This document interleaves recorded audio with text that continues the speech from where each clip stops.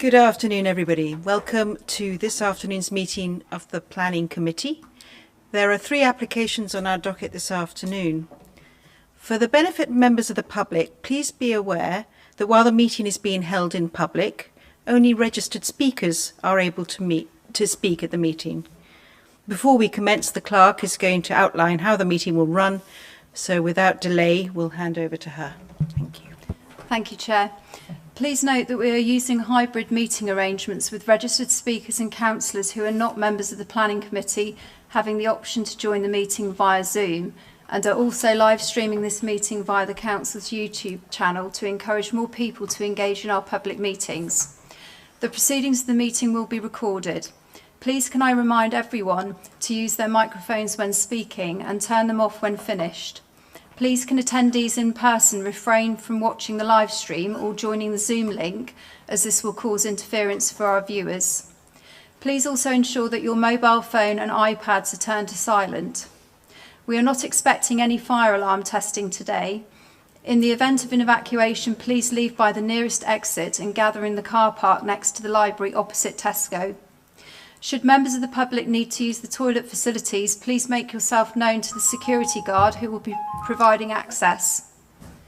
In accordance with the Constitution, members of the public who have registered to speak will be permitted to do so when invited by the Chair. I have confirmed those entitled to speak. Please note that registered speakers are not permitted to approach committee members or distribute documentation to the committee during the course of the meeting. Each application will be dealt with in the following order. The Planning Officer will present the submitted application and will outline the proposed recommendation in full. Any speakers registered to speak on the application will be invited to address the committee, and this will be taken in the following order.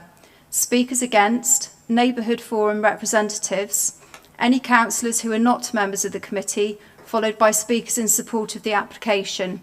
All speakers will have a maximum of 5 minutes each to address the meeting.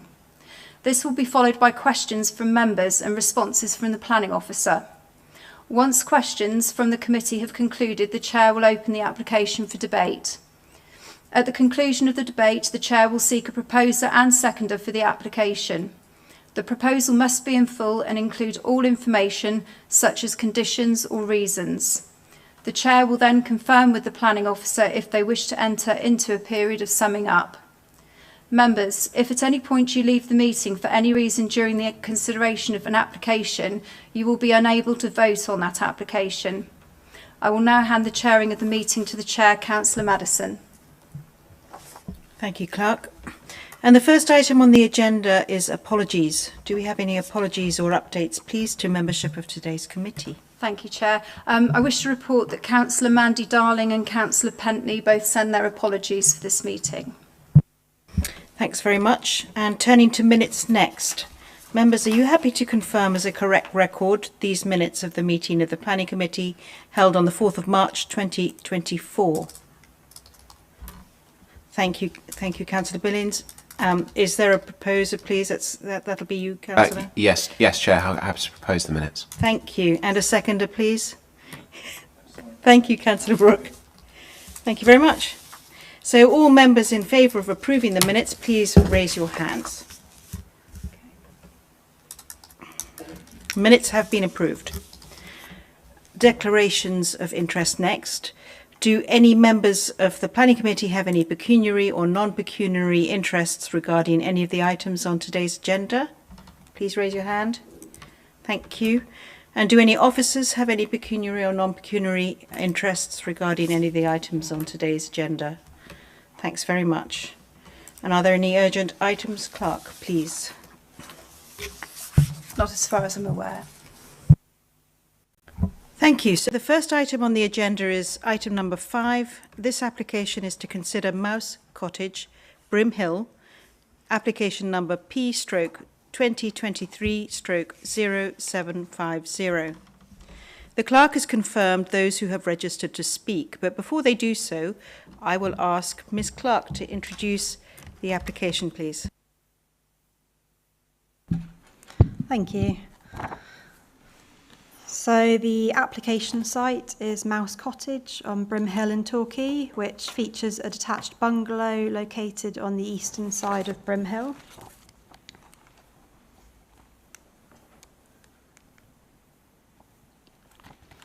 So the site is located within open countryside, the undeveloped coast. It's partly within flood zone 3. It's covered by an area tree preservation order and is within the Maidencombe village envelope. The site is also directly adjacent to a local nature reserve.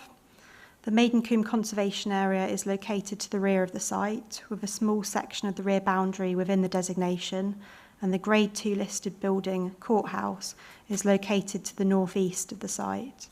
So an extract from the Maidencombe Conservation Area map is currently on the screen, and you can see that the listed buildings are shown in blue on the map, and you can see the courthouse, which is located to the rear of the site. I'll just bring up my little highlighter.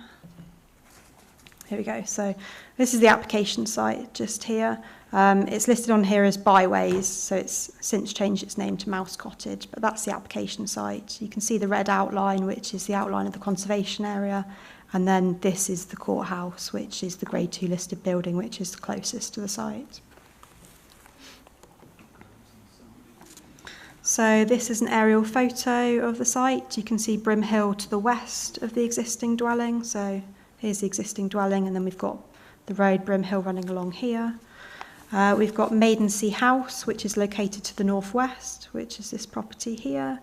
And then we've got Home Orchard, which is located to the southeast, which is this property here. So this plan shows the existing site layout. You can see the site currently has 2 hard-standing parking areas with stepped pedestrian access to the dwelling from the top parking area. So this is the top parking area where we've got the steps which lead down to the dwelling, and then we've got the lower parking area here. So this next plan shows the existing floor plan and elevations of the existing dwelling on the site. So the dwelling features a single storey with a tiled roof and UPVC openings.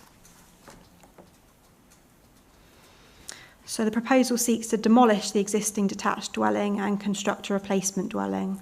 The replacement dwelling is modern in design, featuring a flat roof design, and is set over 2 floors. Materials include local dry stone walling, grey treated timber cladding, and timber framed glazing. The accommodation of the dwelling is located within a central rectangular form. So the plans now showing are the proposed southwest front elevation, with the top image showing the street scene elevation and the bottom image showing the same elevation but from within the site and partly in section form. So for context, the existing dwelling is shown as a dashed red outline on this plan, which you can see we've got the red outlines just here and then here. And then just for context, we've got Home Orchard, which is located to the southeast. We've got that detailed, so that's just on the right-hand side of the image here. So the plan now showing is the proposed rear northeast elevation, with the adjacent dwellings of Home Orchard and Maidensea House outlined for context.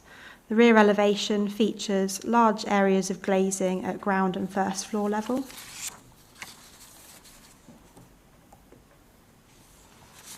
So this plan details the 2 side elevations. So just for context again, we've got Brim Hill, which is located on the left-hand side of the top image.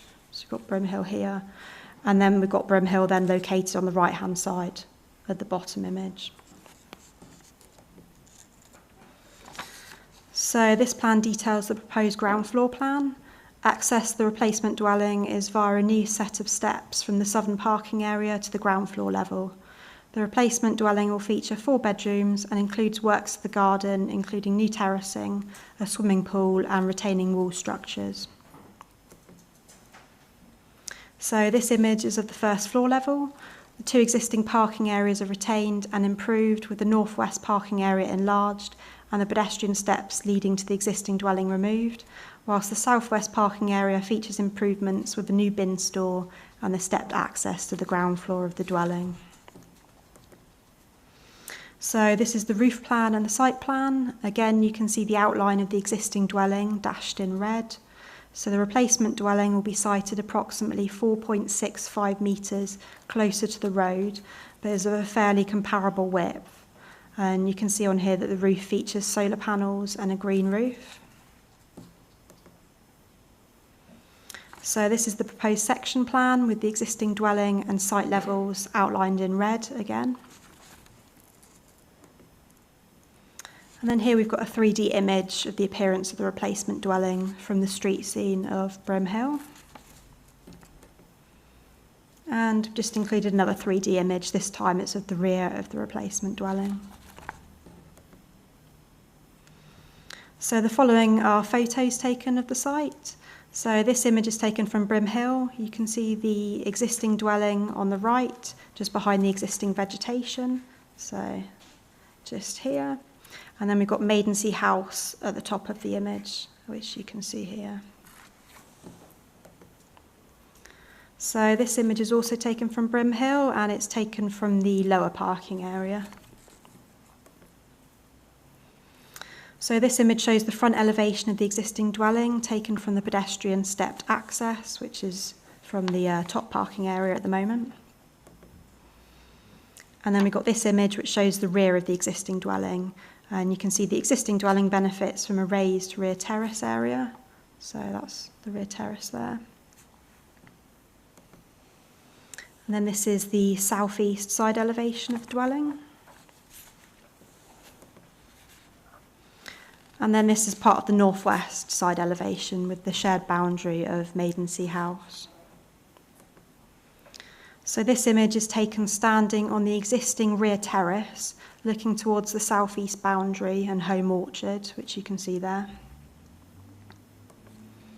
And then this image is the same boundary from the terrace, but it's looking closer towards the road.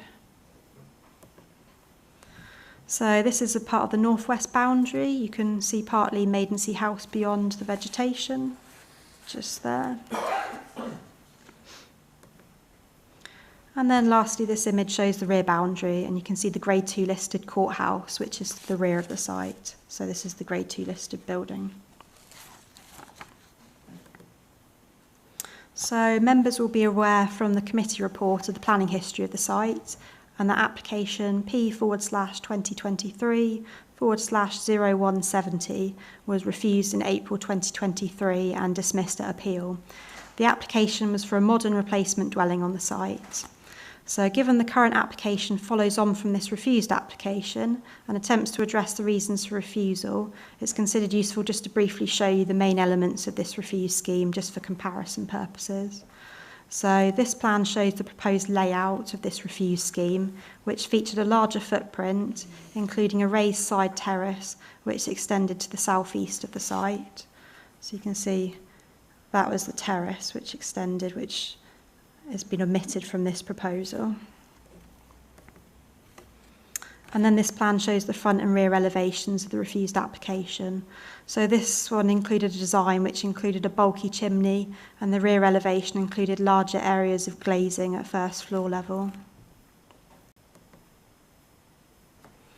And then these are the side elevations of the refused application. I think particularly from the top image, you can appreciate the scale of the chimney and the terrace feature. So this was the chimney feature here, which has been omitted now, and then this was the side terrace.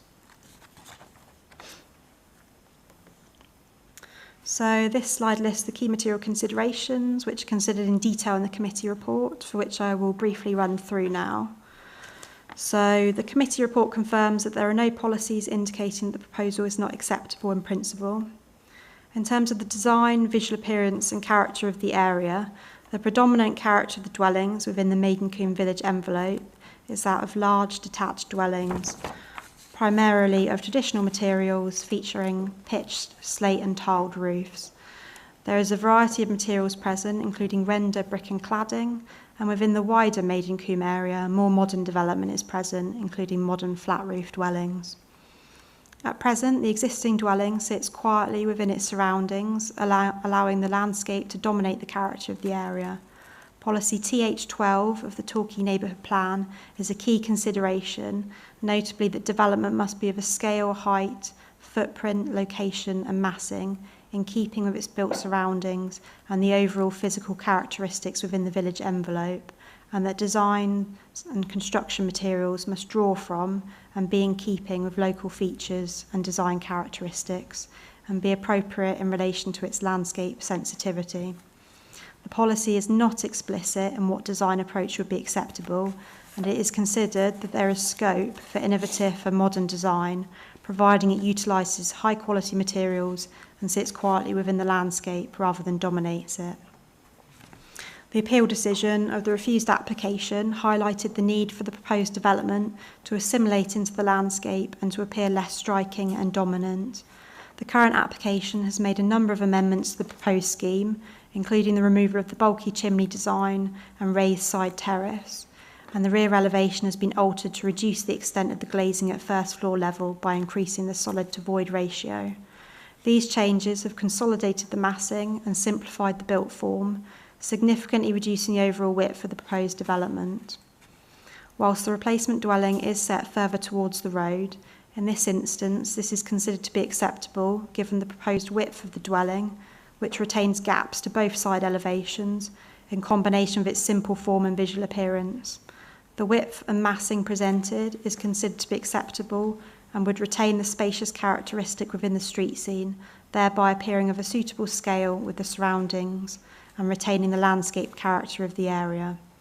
In terms of the general design, the replacement dwelling does not exceed the overall height of the existing dwelling and is 0.15 of a metre lower when comparing the highest points. Whilst the flat roof design will increase the overall massing, this is considered to be an acceptable increase in terms of the overall visual impact. In terms of heritage impact, given the relationship with the Maidencombe Conservation Area and the Grade 2 listed courthouse, the impact of the proposal on the setting of these heritage assets needs to be considered. The Council's Principal Historic Environment Officer is supportive of the application, confirming they consider the proposal to have a neutral impact on these heritage assets and that they consider the replacement dwelling, through its simplified form and detailing, proposed landscaping and use of natural materials, would result in a form of built development which would successfully integrate itself into the existing landscape, unlike that of the previously refused application. Overall, the proposal is therefore considered to have an acceptable impact on heritage assets, and the overall scale, footprint and massing would appear appropriately in keeping with the surrounding built environment and landscape setting, maintaining the unspoilt character of the coastline, coastal landscape and seascape. In terms of amenity issues, the proposal will provide a good quality of accommodation for future occupiers. The committee report considers the impact on the amenity of adjacent occupiers in detail and confirms that the proposal will result in an acceptable relationship. Moving on to ecology issues, the DCC ecologist has considered the information submitted by the applicant's consultant ecologist and has confirmed that with the addition of conditions, the proposal is acceptable. The site is covered by an area tree preservation order, and the proposal is supported by an arboricultural impact assessment and associated tree protection plan. The Council's senior tree officer has confirmed their support for the proposal, subject to the adherence to the submitted reports. The proposal is considered to be acceptable on highways grounds, with suitable parking provision retained in the existing and improved 2 parking areas. In terms of drainage and flood risk, the site is located partly within flood zone 3.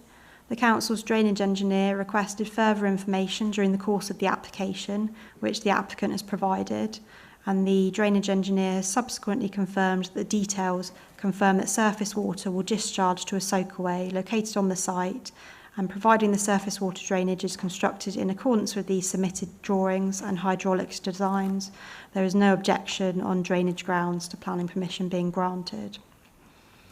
The replacement dwelling will be located in a part of the site with a lower risk of flooding, and it has been demonstrated to be safe for its lifetime without increasing flood risk elsewhere. The sustainability of the replacement dwelling is acceptable, and the proposal is considered to pass the exception test.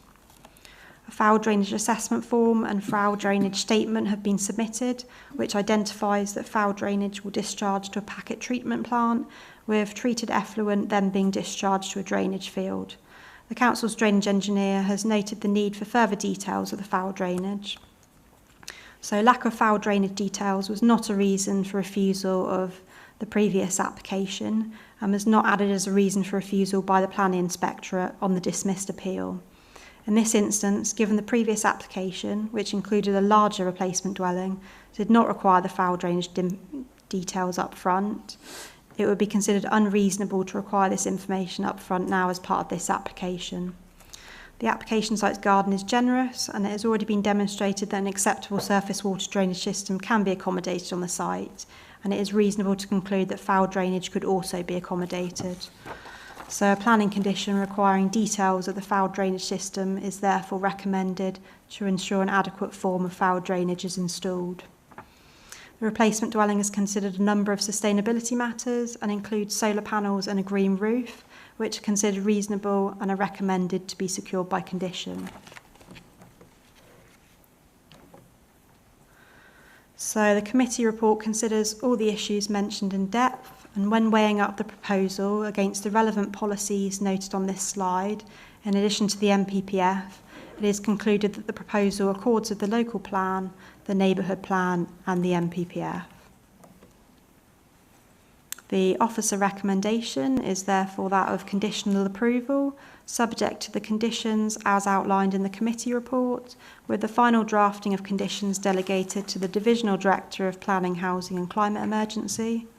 The resolution of any new material considerations that may come to light following Planning Committee to be delegated to the Divisional Director of Planning, Housing and Climate Emergency, including the addition of any necessary further planning conditions or obligations. And if members of the Planning Committee are minded to refuse the application against officer recommendation, the final drafting of the reasons will be delegated to the Divisional Director of Planning, Housing and Climate Emergency and in consultation with the chairperson. Thank you. Thank you, Ms Clark. I'm now going to call the first of our registered speakers, Mr Nigel Goodman from Maidencombe Residents Association, to address the meeting against the application. Please be aware you have 5 minutes to speak and the clerk will let you know when you have 1 minute remaining. Thank you, Chair, and good evening all. Yes, my name is Nigel Goodman and I'm Vice Chairman of the Maidencombe Residents Association. We strongly object to this application. We would like to remind the committee members that Maidencombe is one of only 2 designated rural villages in Torquay, the other being Cockington. Both Torbay Council and residents in both communities are keen to protect the special circumstances and characteristics of these locations, as reflected in the development plan policies. Members will be aware that the Torquay Neighbourhood Plan special policies relating to Maidencombe were emerged from detailed consultations with the local residents and at referendum received an 87% majority vote. The architectural form of this new application presents a similar but revised design to P2023-0170 that was refused planning consent on the 27th of April 2023 and dismissed appeal. The appeal inspector concluded that the proposal would fail to preserve the character and appearance of the area. Consequently, it would conflict with policies C1, C2, DE1, SS10 of the local plan and policies TH8 and 12 of the Torbay Neighbourhood Plan. In our opinion, the revised application fails to address the key reasons for refusal. Attention has been given to drainage, which is welcome. However, other issues remain unresolved. The repeated proposal for a contemporary style building is and remains totally out of character with its surroundings. The Torbay Heritage Trust, which possesses considerable expertise in architectural design, has summarised this proposal as an alien box. Furthermore, despite the applicant claiming that the current proposal is smaller in scale and mass, the new dimensions are still 4 times the size of the original dwelling. Consequently, the scale, height, footprint and massing is not in keeping with its surroundings. And overall, the physical characteristics of the village. The proposal is totally inconsistent with policy TH12.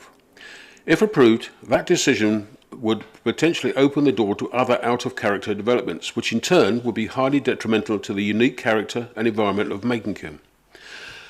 The argument that there are properties in Maidencombe which are larger than this proposal is not a valid argument. That fact has been there are substantial Victorian villages in Maidencombe is no justification to ignore TH12 and propose the significant larger building than the original chalet bungalow. Policy TH12 is clear and we consider it unambiguous. Community planning is based on democracy. We urge members to consider the intention and meaning of the planning policies carefully and not just subjectively dismiss them. We also note that the previous application for contemporary style houses within the central area of Maidcombe Village were all refused. At the time of those refusals, the neighbourhood plan was not adopted. The neighbourhood plan is now in force. Policies are now more rigorous than in previous years. This proposal is simply not compliant with the core development policies that affect Maidcombe. Torbay Council stated very clearly that there is a need to protect and conserve the character of the Maidcombe.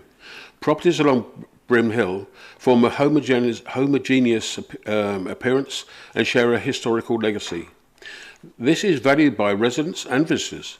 The ongoing threat of urbanisation and encroaching on Maidcombe means more so the need to protect the character in all your processes determinations. We request that you remain consistent with these determinations, with those previous decisions. We therefore respectfully disagree with the case officer's recommendation and strongly urge you to refuse this application.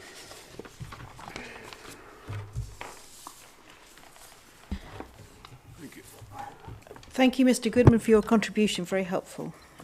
I now call Mr. Mike Cowdery from Torquay Neighbourhood Forum to please address the meeting. Please be aware you've got 5 minutes to speak, and the clerk will let you know when you have 1 minute remaining. Good evening. This statement has been reviewed and approved by the steering group of the Torquay Neighbourhood Forum. The Forum objected to this application on 2 counts: drainage concerns and design.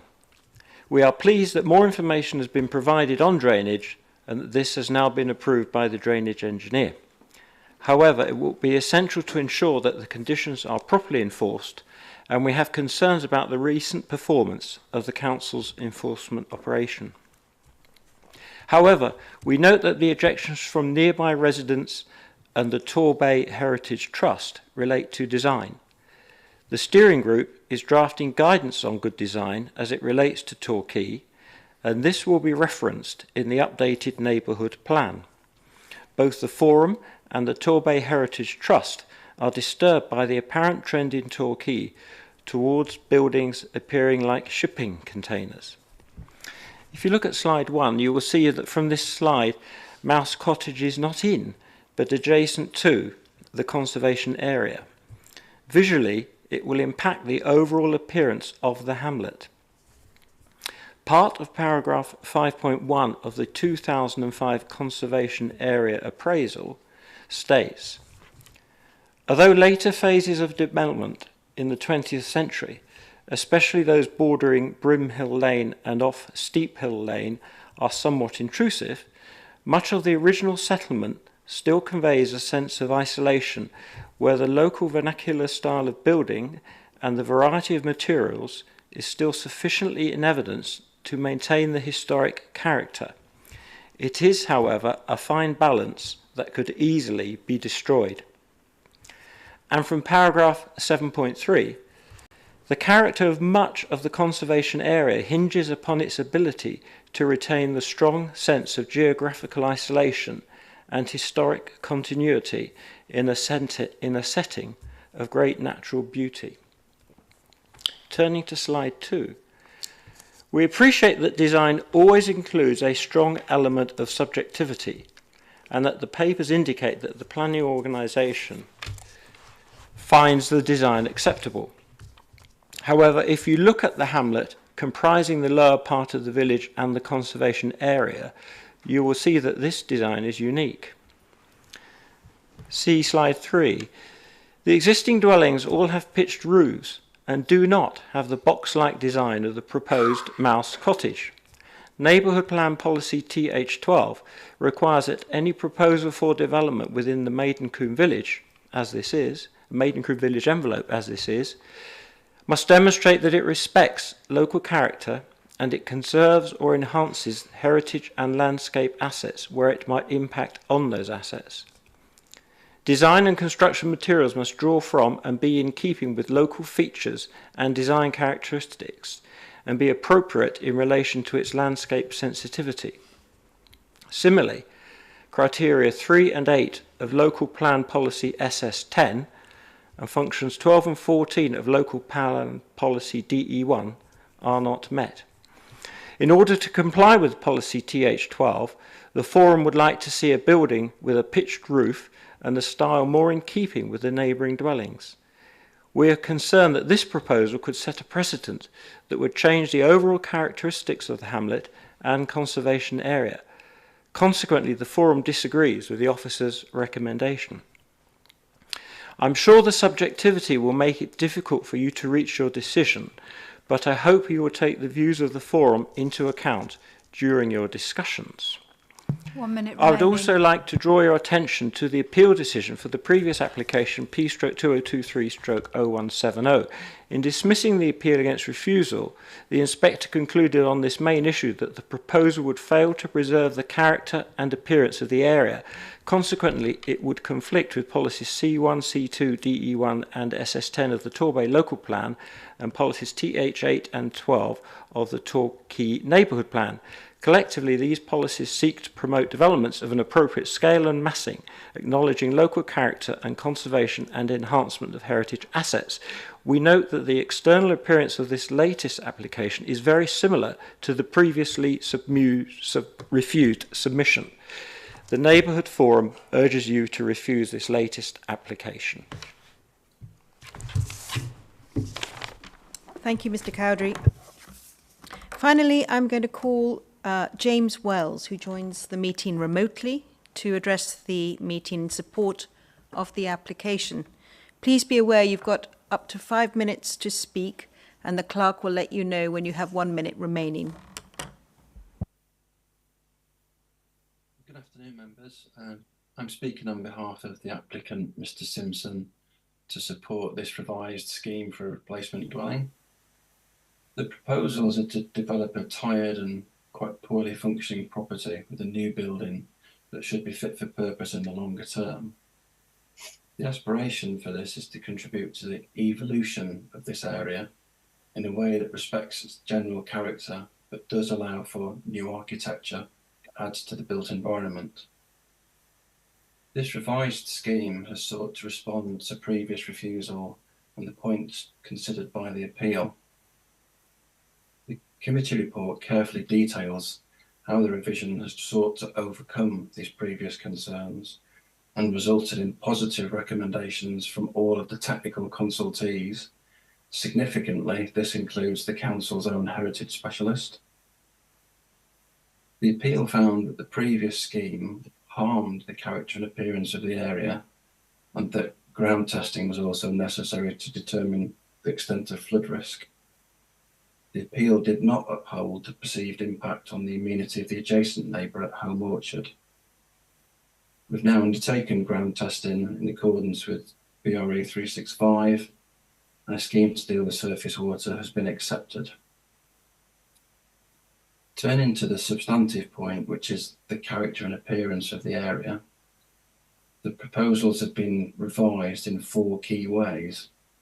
Firstly, by deleting the timber screen terrace and large chimney, by moving the building 1.8 metres further away from the road, reducing the floor area from 244 square metres to 200, and to break up and reduce the glazing on the rear elevation of the building that faces the conservation area.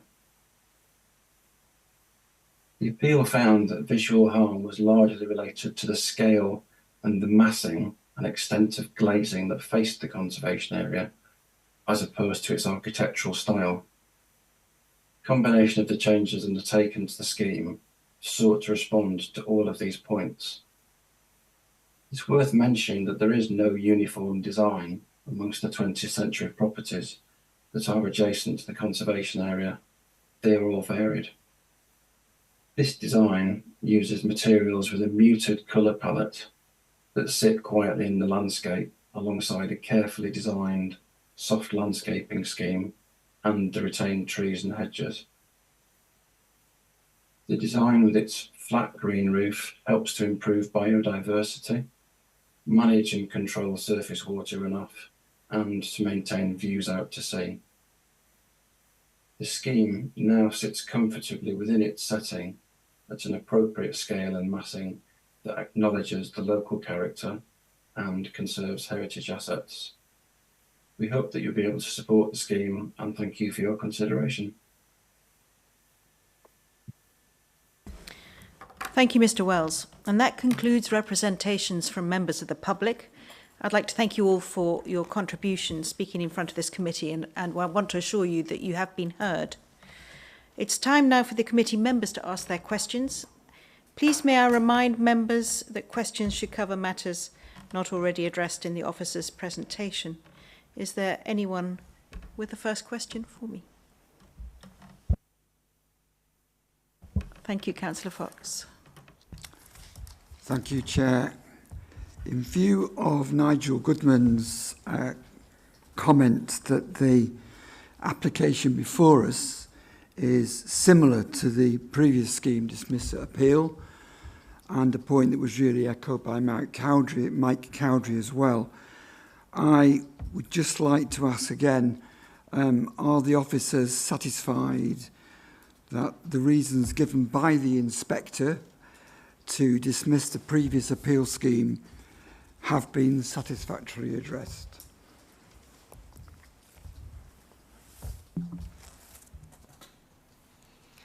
Yes, so it's my opinion that they have been adequately addressed, which I've tried to sort of set out within the committee report. Obviously, I think drainage, our drainage engineer is quite happy that the information provided is acceptable. We were not supported at the appeal stage in terms of the impact on neighbouring amenity. The main upheld reason for refusal, though, was on the basis of the design and visual appearance. So I've tried to go into quite a lot of detail in terms of the difference with the current application compared to the previous application. I think one of the main sort of differences is the retained sort of gaps within the street scene and the kind of the ability, therefore, to retain that more spacious characteristic, which I felt was lost in the previously refused scheme. The sort of overall design has been quite simplified with the removal of that large raised terrace to the side of it and the large sort of bulky chimney.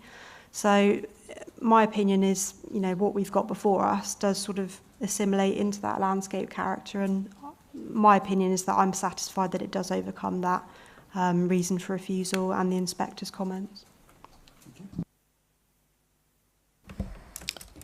Thank you, Councillor Fox and Ms Clark. And Councillor Brooke, go ahead. Yes, thank you, Verity, for your in-depth comments. I just wanted to, I suppose, pick up on the gentleman who last spoke when he mentioned that in the appeal, the appeals assessment was not on architectural design, but more on massing and scale, etc. You know, I was minded for what Mr. Goodman said about that it was out of character in an alien box. And I just wondered if we could dig a little bit deeper into the appeal and whether it was on the basis also of architectural design or purely on the terracing and the massing, please. So I can read you some sections of the appeal if that would aid. So paragraph 7 of the appeal decision stated that although the proposed property would be of a similar height to the ridge of the existing bungalow, it would incorporate a flat roof, large chimney element and a timber-screened external terrace on built-up ground. These design features would significantly increase the overall bulk and massing of built form when compared with the existing bungalow. Furthermore, the narrow plot would be largely consumed by the increased footprint of the development, which would harmfully reduce the spacious gap between the properties.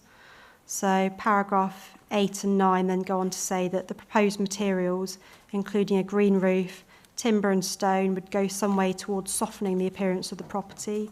However, although there are other nearby properties positioned close to the lane, the aforementioned design features would generate an uncomfortable, untypical and imposing presence when viewed from this lane.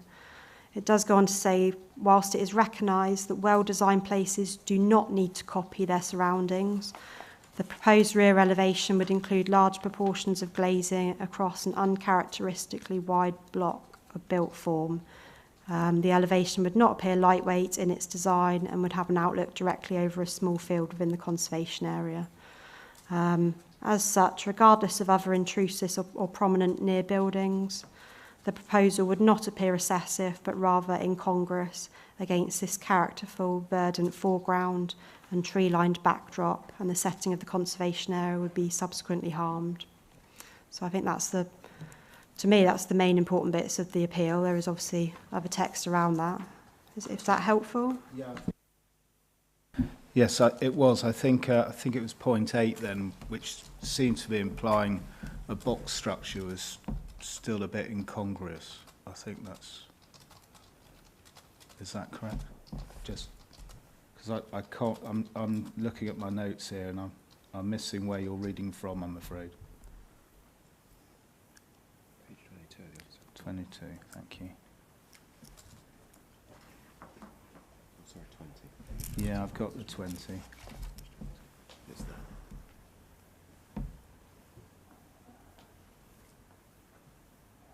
How is it the number 8? You mentioned number 8. Sorry, it was just I think I was just quoting from the appeal decision, not from my report. Yeah. So that's why I was reading directly, because I thought that was what you were asking me. Yeah, it was. Yeah. So point 8 was, it mentioned about the box. Thank you. Thank you. Thank you. Thank you. Any members with another question, please? Thank you, Councillor Tolchard. Thank you, Chair. Some emphasis has been placed on the flat roof, and perhaps it would be more desirable to have a pitched roof, which most of the surrounding dwellings in that area, in the Maidencombe area, do have pitched roofs. But can you just give me some idea that if the current application, as it is, had a pitched roof instead of the flat roof, how much higher would that be in your estimation?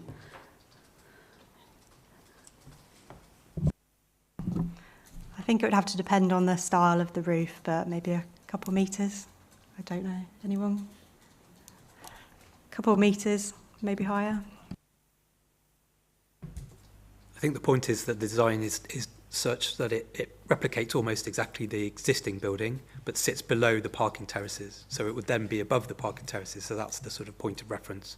Rather than giving you a measurement, it's more to do with its view from the lane.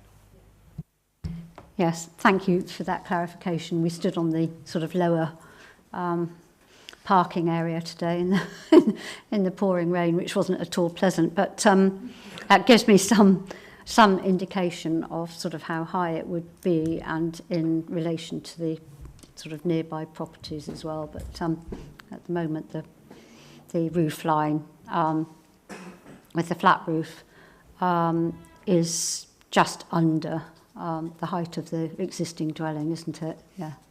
Thank you. Thanks. Thank you. Councillor Billings, I think you had a question. Thank you, Chair.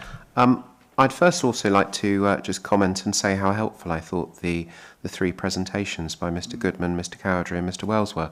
I thought that was the manner in which they presented, I thought was extremely helpful for this committee. It was presented in a very factual way. I felt because of that the information was very easily absorbed, so thank you to the speakers. My question flows a little bit out of one of those. Mr. Cowdery spoke about the neighbourhood plan and in relation to this development, the relevant policy, I believe, is policy TH12, which covers the Maidencombe area. My understanding, if we can just turn to the policy wording, is that the policy in its second paragraph talks about scale, height, footprint, location and massing. None of those appear, from what I've heard, to be key issues for the two speakers against the development, but rather that it's what we see in the third paragraph, where we refer to designs and construction materials, but primarily designs, must be in keeping with local features. I just wonder, Ms Clark, can you talk me through about how you saw that policy related to what you've got in front of us and how you thought it applied, please? Yep, sure. So the third paragraph, so when it refers to the design and construction materials, it says it must draw from and be in keeping with local features. So I think you can't just necessarily look at that paragraph in isolation, because we've got at the beginning of that policy what the key features of the Maidencoombe Village envelope must demonstrate to respect the local character. So when we've got sort of local character and local features, that very much is the scale, the height, the footprint, the location and the massing. But my sort of assessment is that another key sort of feature and characteristic of the area is retaining those gaps within the street scene, which enables you to look through the site. It's keeping that landscape characteristic so it doesn't appear overdeveloped. It's sort of trying to sit quietly within the street scene and sort of assimilate. That's kind of how I take on board that, and that's how I feel that the development that's in front of us does address that policy successfully. I just wanted to relate that answer to a little bit of what my colleague Councillor Brooke was asking about. It's the appeal inspector's decision paragraphs that you cite on page 20 of the paperwork we have in front of us, which is the appeal inspector's decisions paragraphs 7, 8 and 9. And just using the numbering that the appeal inspectors used, at paragraph 7, my understanding is that the appeal inspector identifies 3 separate characteristics, and that was the roof, the chimney, and the terrace, and that these are the 3 characteristics that he has in mind when at the end of paragraph 8, he refers to the aforementioned design features would generate the uncomfortable, untypical, and imposing presence. And that's the reason he then at the start of paragraph 9 goes on to say, whilst it's recognised well-designed places do not need to copy their surroundings. First question, so is that the way, is that interpretation and that summary, is that correct? And on balance, you've presumably reached your conclusion because 2 of those 3, i.e. the chimney and the terrace, 2 of those features have been removed in the proposal, but the third one, the roof, you on balance found was acceptable when taken as a part of the whole. Was that your finding? I think that's accurate, but you've also got the last sentence in paragraph 7 of the appeal, which said, furthermore, the narrow plot would be largely consumed by the increased footprint of the development, which would harmfully reduce the spacious gap between the properties. So to me, that's another key point of why they considered the proposal to be unacceptable. And that is something which, in my opinion, has been overcome with the current application, with the removal of that significant side terrace. So what we've got in front of us now does retain the gaps within the street scene. So overall, although it does still have a flat roof, which was listed as a potential criticism in the paragraph 7 of the appeal, it's my assessment that with the other changes which have been made, I think it's an acceptable proposal when I refer to the wording of the policy in the neighbourhood plan and obviously the inspector's wording. And final question, if I may, Chair.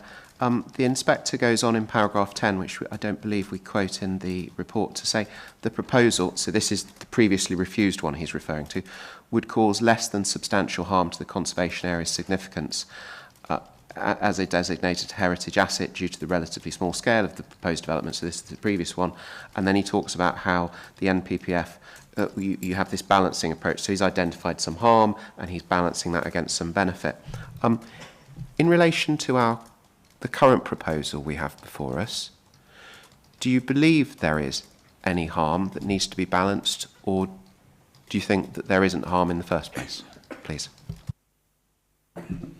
So my opinion is that there's no harm, that it's having a neutral impact. So on page, well, it's in the bottom of page 22 of the report packs, You can see the Council's Principal Historic Environment Officer's comments. It was his assessment that the demolition of the existing building would have a neutral impact on the heritage assets of the conservation area and the listed courthouse. And it was his opinion that the replacement dwelling with the modifications which have been made would also have a neutral impact. So that was our conservation officer's assessment, and my assessment was that I agreed with that, and I do consider that the proposal before us does have a neutral impact on those heritage assets, so there's no harm to be weighed in the balance in this instance. Thank you, Chair. Thank you both. Are there members with further questions, please? Councillor Fox, was it? No? I'm struggling just with one thing, and that is the reference to the word box. And I think I'm right in saying that the inspector doesn't use that word in the previous appeal. Am I right in that, Verity?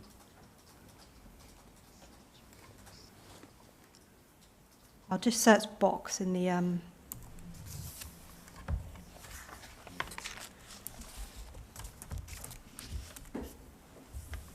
No, the word box was not used in the appeal decision. No, that's what I thought. Thank you. Councillor Brooke. I just have one final question. In the original one, were solar panels on the roof? Was that there before and then it's just there now?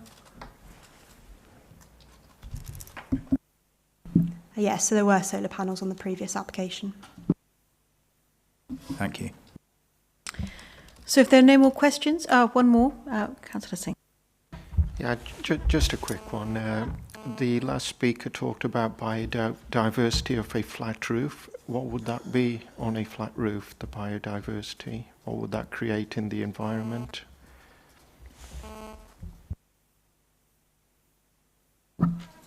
Well, a green roof, it would depend on the species that are used, but obviously a green roof is likely to have more biodiversity benefits than just a tiled roof or something without any living organisms. So I can't really quantify to you at this point, but I would believe it would have more biodiversity benefits than a normal roof. If there are no further questions, can we move over to debate now? If there's a councillor who would like to open it, I'd be most grateful. Councillor Billings. I think, Chair, a lot of this, it really comes down to one's view as to whether it's acceptable within Maidencombe from a policy perspective to have a flat-roofed dwelling. And to me, that comes down to the interpretation one places on the third paragraph of policy TH12. And in relation to the sentence that I'll summarise saying, designs must draw from and be in keeping with the local features and design characteristics. Now, it was open to the authors of the neighbourhood plan to say that dwellings must have a pitched roof. That may have been what they had in mind when they wrote that text, but that's not what that says, and therefore it's incumbent on our committee to try to understand what was meant by that policy wording. To me, I don't find the clarity of interpretation in that text that Mr. Cowardry found when he spoke and advocated on behalf of the forum. Now, I would suggest to the forum, if that's what's meant, future iterations could draw that out more clearly, because I don't, whilst it may have been the intention of the author, that's not what I believe the text says. And I think it would have enabled us to have determined that much more easily had that been more clearly expressed, if that was meant. But having also been involved in preparing a neighbourhood plan, I know how much hard work it is already. I don't find personally there to be anything in what the inspector says that completely rules out a flat roof dwelling. He does at the end of his paragraph 8 say that as part of a series of other things, a flat roof dwelling would generate an uncomfortable untypical, an imposing presence. To me, the imposing presence is a relation to the massing of a previous scheme rather than the flat roof. And I think his reference there is uncomfortable and untypical. And I think a lot of this hangs on whether we think that the flat roof breaches the policy and is sufficiently uncomfortable, untypical, to use the inspector's language, that it's appropriate to be refused. I personally share the views of our officers that I don't think the proposal does do that, and therefore I don't think at this point that I'm in the position where I would want to refuse it. I'd welcome other people's thoughts on that, because to me that's the key issue. Thank you. Thank you. Councillor Fox. Thank you, Chair. Following on from Councillor Billings, I would agree with the logic that he's put forward. I think the inspector has come out with a number of reasons why he didn't think the previous application was worthy of them allowing it. And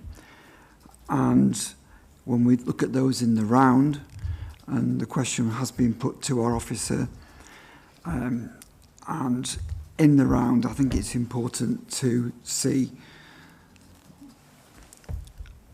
that we're not at a point where we can, I think, refuse this application. That's my own view. Thank you. Thank you, Councillor Fox. Anyone else with? Thank you, Councillor Brooke. I'm going to have to be contentious, I'm afraid, on this. I'm going to have to err on the people who actually wrote the neighbourhood plan and the residents, to know what they were meaning, and they've said what they meant. I think the inspector does mention about the flat roof, and I think that is part of the uncomfortable, untypical element of the of his commentary. It's very hard, but I think it is. I don't think it's an alien box, I have to say. No, the box wasn't, it as a box goes, I think it's actually been designed very well, and to formulate inside the landscape. And from looking from the Brim Lane Road and the diagrams, if the landscaping, there's going to be a lot of development work. The front's going to be completely cleared, I would say, with all the diggers, etc. There's got to be assurance that the landscaping goes back in. But when you actually look at the picture, if it does materialise like that, it will sit and be not harmful, in my opinion, even though it's got a flat roof.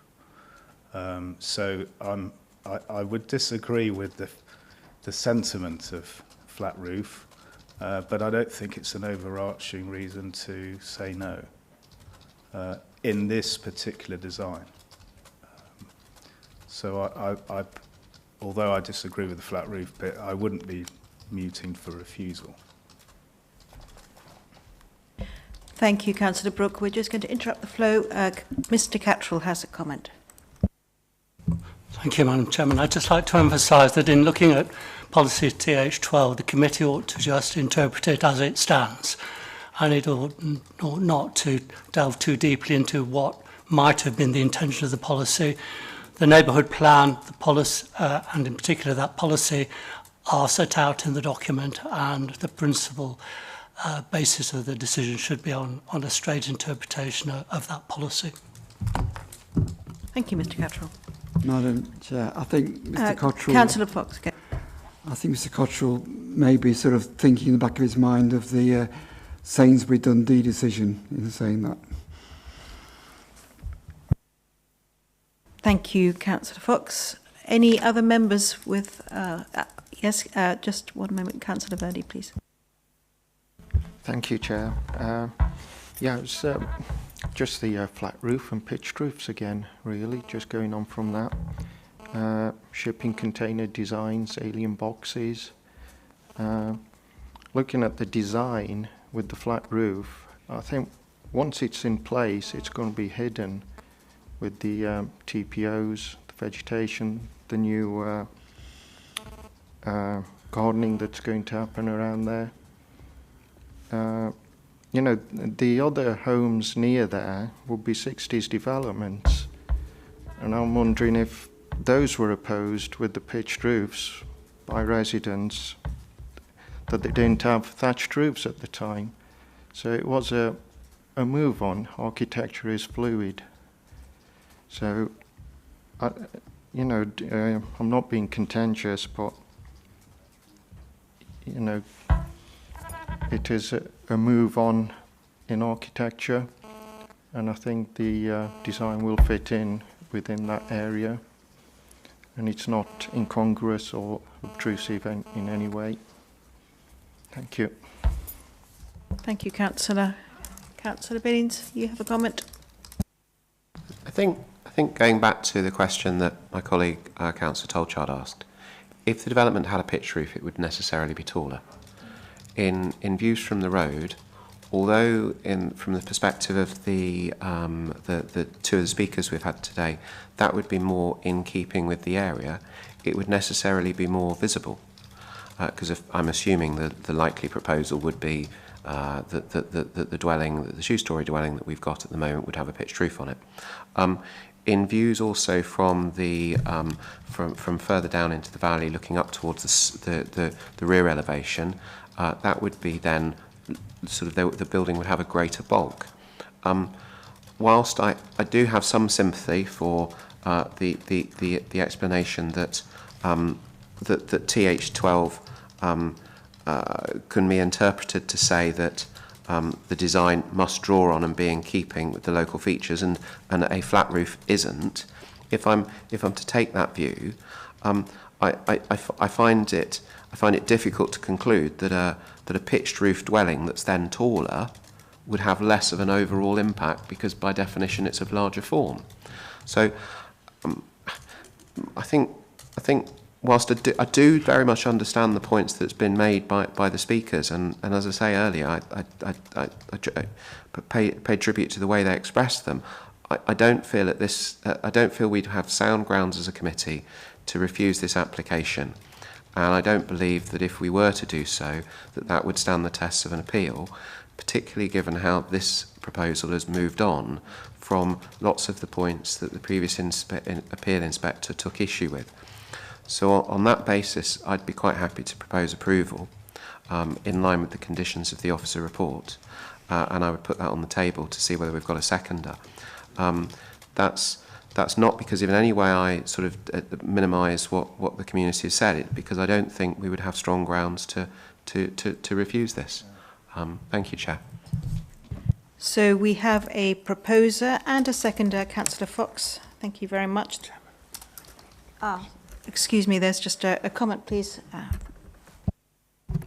Just picking up on a couple of points from Councillor Brooke and leading on from Mr Cattrall, there's sort of 3 or 4 what-ifs then, and Mr Cattrall dealt with a what-if then. Councillor Brooke, you said about what if the landscaping was taken out and what would be put back in. There's really strong, and what would be the impact on that? There's really strong conditions suggested here, standard ones on construction management plan and also on landscaping, which are quite clear. There's also a what-if about what if the plans and conditions weren't accorded with. What if? Again, I think we're really clear that that really undermines the question, that really undermines the members' decision-making and actual applicants and agents, not to mention the planning team and enforcement team, which was mentioned there, which I think is really challenging to hear that, considering we're making a decision here. There's a respect there to the decision-making process, I think, that needs to be had. And also, there was a what-if about another application came in, and that precedent thing, and actually, that's not really a planning consideration. Every site, every application, its own merits. So there's 3 what-ifs there. I just thought I'd clarify before we take the next step. That's okay. It was led on from the comments. Thank you. We have a proposal and a seconder on this motion to approve. If there's nothing that has been brought up by that comment, may we deal with that matter then? We have a proposal, a seconding, and hands up for those who would like to approve this motion. Thank you. Thank you.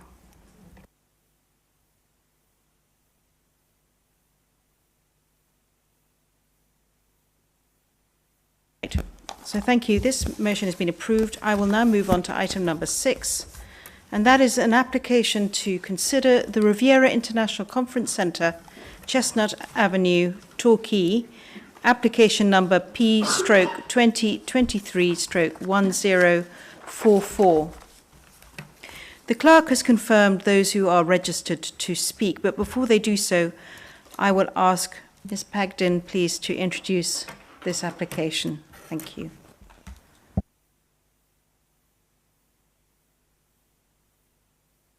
We're just going to have a quick pause of 2 minutes to set up the slides. Thank you.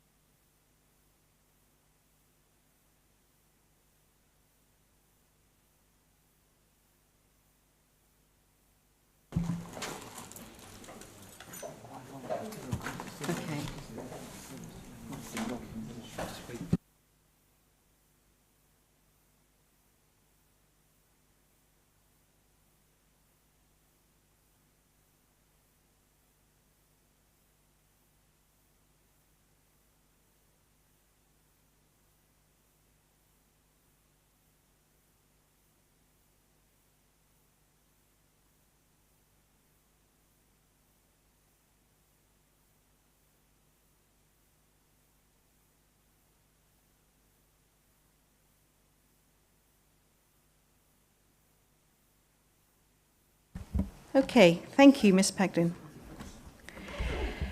Are you ready to speak? Please, to introduce this application. Thank you. Okay, thank you, Chair. Yeah, this application P20231044 is for an area of land at the Riviera International Conference Centre in Torquay.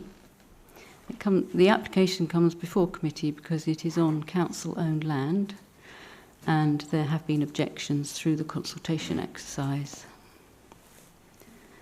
The site outlined in red is the area of 5 disused tennis courts located between the Rick building and the raised 5 tennis courts in Abbey Park, in the Torbay Bay area of Torquay. The RICC site is actually managed by Parkwood Leisure Limited as part of the overall Leisure and Conference Centre on behalf of the council. And vehicle access shown by the grey road, and it comes through the RICC car park off Chestnut Avenue.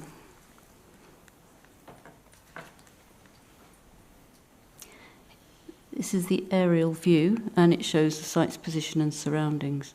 There's the RICC building to the north, and to the south, the Abbey Park, including 5 refurbished tennis courts, terrace gardens, and the seafront of Torbay Sands. To the left in the picture, which is to the west, is the Torbay grounds, including a pitch and putt area and a grassed area down to the seafront. To the east is the Bowls Green and the rear of hotels that face onto Belgrave Road. And beyond that, the Torquay Tennis Club. You can see the dome for the internal courts. This is a setting of a combined leisure and tourism area. Okay. This is the local plan designations map. The site is outlined in cerise, pink, and it's within several designations. One is the urban landscape protection area, which is green dots, a Belgravia conservation area, which is the red castellated line, and the Torbay core tourism investment area, which is the pale green tint. Land is also adjacent to Grade 1 listed and scheduled monument, which is the continuous pink outline of Tor Abbey, and in parts of it are in Zone 2 flood risk area. That's the blue dots that run around, and then it seems to flow out to the west and down into the sea. The site is well connected by road, rail. You can just see the station on the left-hand side of the slide, bus routes which run along Torbay Road, and the cycle network which also runs along the seafront. So it's got several designations and is therefore quite a sensitive site. In the neighbourhood plan, Torquay neighbourhood plan, the designations are a local green space, which is a large one. It is outlined in dark green, and the CTIA, another core tourism investment area, which is a pale green boundary, is included within that. So the policies relating to all those different designations have been considered in this application. The actual site boundary shown there in red. The area measures 0.3 hectares in area. It's currently hard surfaced and enclosed with a chain link fence.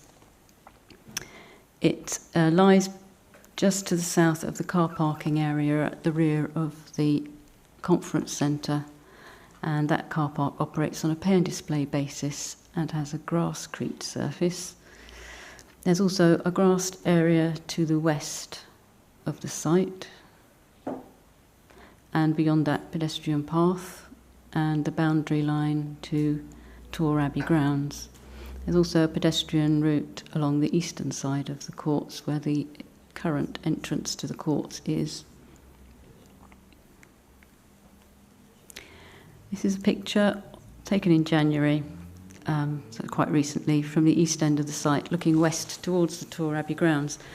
Note the line of trees on the boundary. The surface of the courts is currently broken in places. It would require improvement before being used for any other sporting activities. To the south, which is on the left, is the raised row of refurbished tennis courts. And to the north, just off picture, is the Rick car parking area, which is shown more clearly here, again looking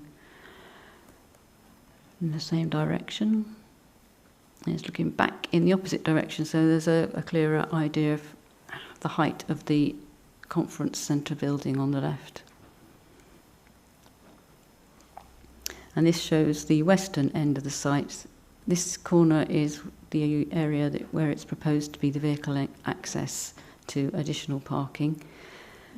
And the grass strip is one that will be referred to throughout this presentation as place for, although it's outside the application site, it provides an opportunity for landscape planting. This is a view looking from Abbey Park towards the site and the RICC beyond.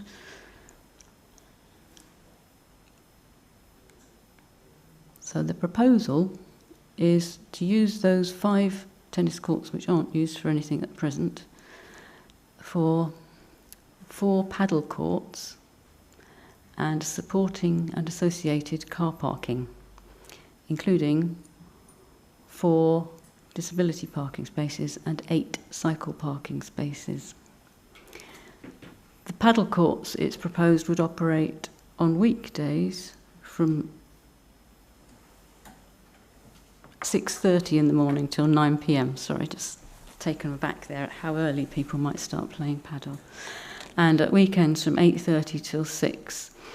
There would be a gate at the west side with direct access from the new car parking area, and also one from the east side from the pedestrian pathway there. Access to the courts, though, would be by a code gained through online booking system.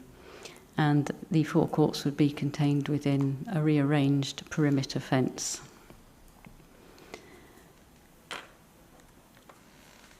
These are elevations of the courts. They're fairly simple.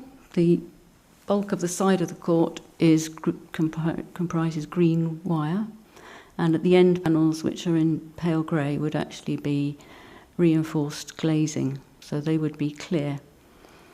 The height of the central area of fencing is 3 metres, and at the ends is 4 metres. There's also a slight return over the top to create a roof to prevent the ball from bouncing out.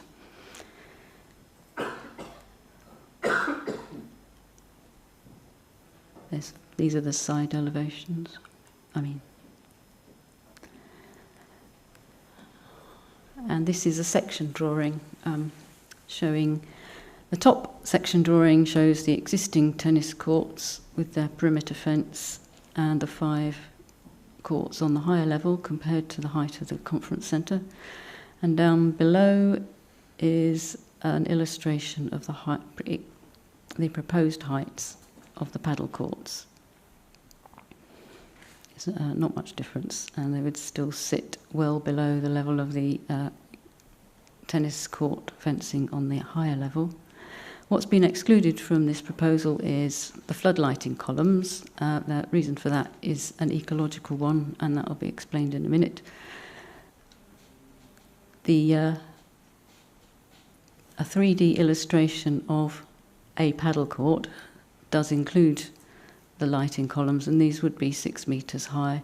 It's not really the columns that are an issue, it's really the sort of level of lighting and the amount of light overspill. So this can be taken as representative of what they would look like, with the exception that the proposal is for all these metal items to be in green, so that the lighting columns would also be in green. The flooring would be laid upon the existing tarmac surface and would be covered in astroturf in the dark green colour indicated at the top of the slide. Oh, what was that? Oh, that's one showing what the height of the... Yeah, this is what the original proposal, showing the height of the lighting columns. Just to get the perspective there. They're still lower than the height of the tennis court fencing on the upper level. So this is an extract from a lighting simulation study that was done and submitted with the application, which has since been withdrawn. But even before we impose conditions of requiring more screening and preventing uplifting and cowls and back screens, this is what was estimated to be the light spill from the required number of lighting columns, which is 4 per court. This shows that any lights, the little white line on the right hand side of the slide is where a bedroom window of the nearest hotel would be. So this does illustrate that there would be no light spillage of significance for the hotels, in case there was any concern there about sleep being interrupted in the hotel bedrooms. And it shows that light spill onto the boundary vegetation would also be quite low level, but this is again subject to ecological considerations, which will be explained in a minute. The policies of the neighbourhood plan that have been taken into account are TH8, the impact on the conservation area, and TE2, impact on local green spaces. The key considerations that have been taken into account are as listed here and as described in the report. I can summarize. I'll run through them now in summary, but drawing together the policy landscape, there's clear support for the provision of a sporting use in this location within the grounds of a sports complex, a local green space, and a CTIA with good transport connections locally and further afield. It's supported by the Healthy Torbay strategy and the policy on sports courts, SC2. And the council, yeah, okay. In terms of impact on visual amenity, on its own, the paddle courts are low in profile, largely coloured green, which is appropriate to the parkland setting, and would have introduce activity into a site which is currently not used. There would be, on balance, it's considered an enhancement to this piece of land. The visual impacts of a lighting scheme would be assessed under condition in respect of upwards and sideways light spill, and that's recommended in condition 7. The impact on heritage assets. In general, the paddle courts on their own are considered suitable for this context. And the proposal adequately acknowledges local character given their active sports in a parkland setting. And so the policy, when considering policy guidance, the proposals are in accordance with the relevant policies of a local plan and the neighbourhood plan and the NPPF. However, the parking element was a source of concern to historic England. They considered that it would be viewable from Tor Abbey, which is a scheduled monument and has the greatest weight to be given to preservation of its environment. So the historic England then suggested that the parking be screened by planting on the area of grass at the west end of the site, which was shown in a photograph earlier. The manager of the RICC and the applicants are both amenable to providing some screening, and this can be secured through a condition which is recommended, and that is condition 6. I've run through the impact of lighting on surrounding users, that generally, in regard to amenity, on adjacent land users and neighbouring occupants, the scheme does not have an undue impact, subject to conditions over the hours of use and the lighting scheme, as already suggested. Right, highways and movement. The proposal delivers 19 additional parking spaces for the 4 paddle courts. This level of demand has been accounted for in the transportation assessment, which is based on peak hour usage, which is weekend mornings. And the impact on the long-term use of the court is not likely to be significant when the existing condition of the court surfaces is taken into account. The proposal includes 4 mobility width parking spaces and an area for the parking of 8 cycles, which would accord with the parking standards in the local plan. In terms of access, the site is very well connected with bus services, cycle routes and rail connection. So it's quite probable that not all users would travel by car. However, the detailed layout shows that if people do arrive by car, they can still access the courts without having to travel over the grasscrete surface, which can be very awkward for people with wheelchairs or other mobility difficulties. So in terms of the layout, it's considered to be policy compliant and presents safe access. Proposals are acceptable, therefore, in terms of the relevant policies. I've considered the low carbon element. Basically, paddle uses human energy. Materials would be metal and glass. AstroTurf accepted, that's plastic, so there's not perfectly ecologically sound, but if you had grass, that would get messed up very easily on the game of paddle is a very active one, a bit like squash. So the grass would probably get a bit worn out and the courts would become difficult to use. Energy for the lights will be from the national grid, obviously with limited hours of luminance to coordinate with the hours of play. That would limit the amount of energy needed to be used, with 9:30 p.m. being the limit. Therefore, the proposal's considered suitable for approval with reference to our energy policies in the local plan. Now, ecology. The existing site has limited ecological value, as was clear from the photographs. And the proposal would not really have adverse effects on the on-site ecological levels. as the application came in last year, it's not liable for BNG under the Environment Act 2023. However, the county ecologist has requested information regarding the impact on ecology at Torbay. The ecology study submitted identified that bats had been seen in Torbay in previous years, and on further investigation it appears these are lesser horseshoe bats which are slightly light averse. Therefore, it's recommended that lighting is subject to a condition as set out in the report that would positively frame the ecological outcomes of this by limiting light spill vertically and onto the boundary with Torbay and the trees where bats may well be foraging. A planting scheme could have regard to ecological benefits as well. Although it's suggested that native species are used, the exact planting scheme would need to also accord with the planting in the rest of Abbey Park. So a scheme to be submitted would need to be agreed with the management of RIC and also with the ecologists. Subject to condition to that effect, the development's considered to accord the aims and objectives of all the relevant plans and also C5 relating to the landscape protection area, because the landscaping strip could be seen as an enhancement.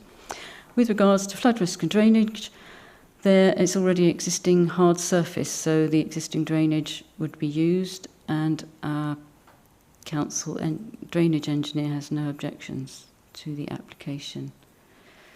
Right, I'm just going to move on to show a view from Torbay. It's quite hard to see, but you can see the tree canopy is very dense at high level. There is a hedge that runs between Torbay and Abbey Park. There's a gap in it where the pedestrian path runs through, and it's through that gap that you can see the area that would be used for car parking, and the grass strip you can also see, which is where the planting strip is proposed to be located. So that would effectively screen the car park. And from the Spanish barn, which is the listed building rather than the scheduled monument itself, is quite difficult to see through. But a planting strip might assist with screening car parking. I have to say, before coming to the officer recommendation, there was one more public contribution as a result of public consultation.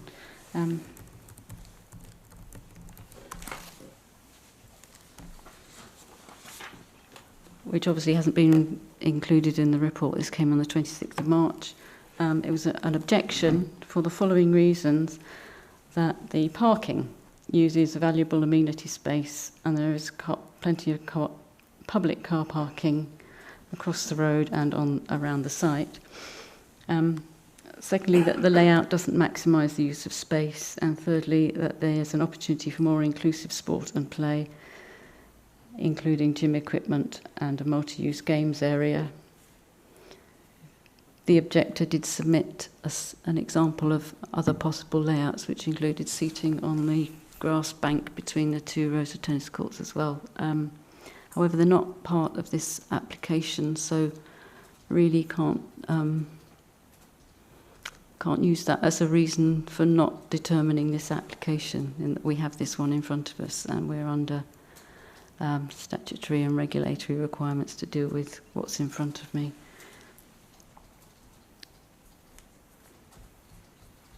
So back to the officer recommendation, which is approval of the application subject to the planning conditions outlined in the report, with the final drafting of planning conditions delegated to the Divisional Director of Planning, Housing and Climate Emergency. And secondly, the resolution of any new material considerations that may come to light following Planning Committee be delegated to the Divisional Director of Planning, Housing and Climate Emergency, including the addition of any necessary further planning conditions or obligations. Thank you. Thank you, Ms Pegden. I'm now going to call the first of our registered speakers, that is Paul Daniels, to please address the meeting against the application. Please be aware that you have 5 minutes to speak, and the clerk will let you know when you have 1 minute remaining.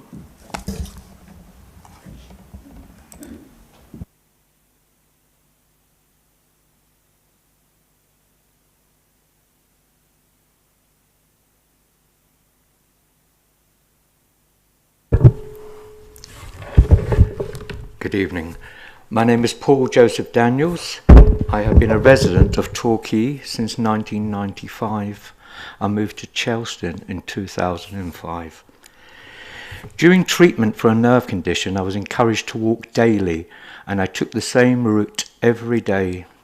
My walk would take me past the grounds of Torbay and then on to the Riviera Centre. The contrast between the two is startling. On leaving the grounds of the Abbey, it was as if one had made a classic wrong turn and ended up in a deprived area. To your left is an imposing grey concrete building which looks like a multi-storey car park. And if you look to your right, there is the disused tennis courts falling into disrepair. The courts have been padlocked for years, and at one point weeds could be seen sprouting 4 feet from the ground, from the decaying ground. The disused tennis courts has been described on numerous occasions as an eyesore, and I believe this to be a very fitting description.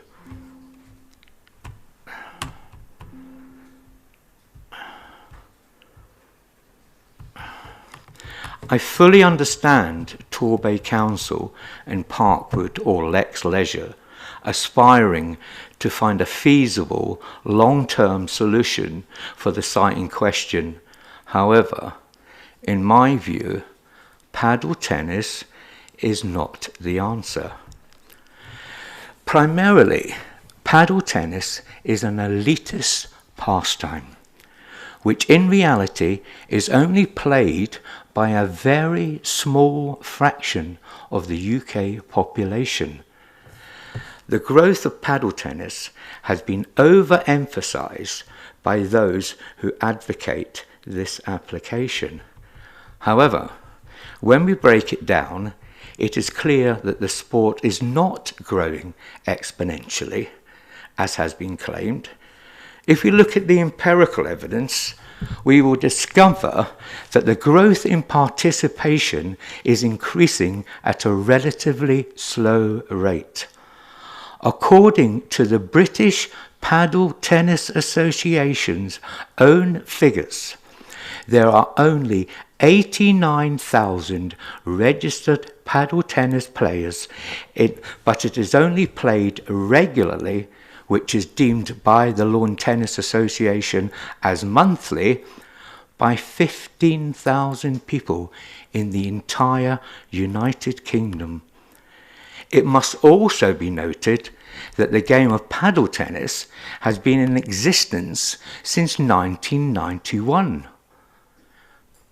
In the UK, and in the 30 plus years of its existence, it can only be described at best as a niche sport.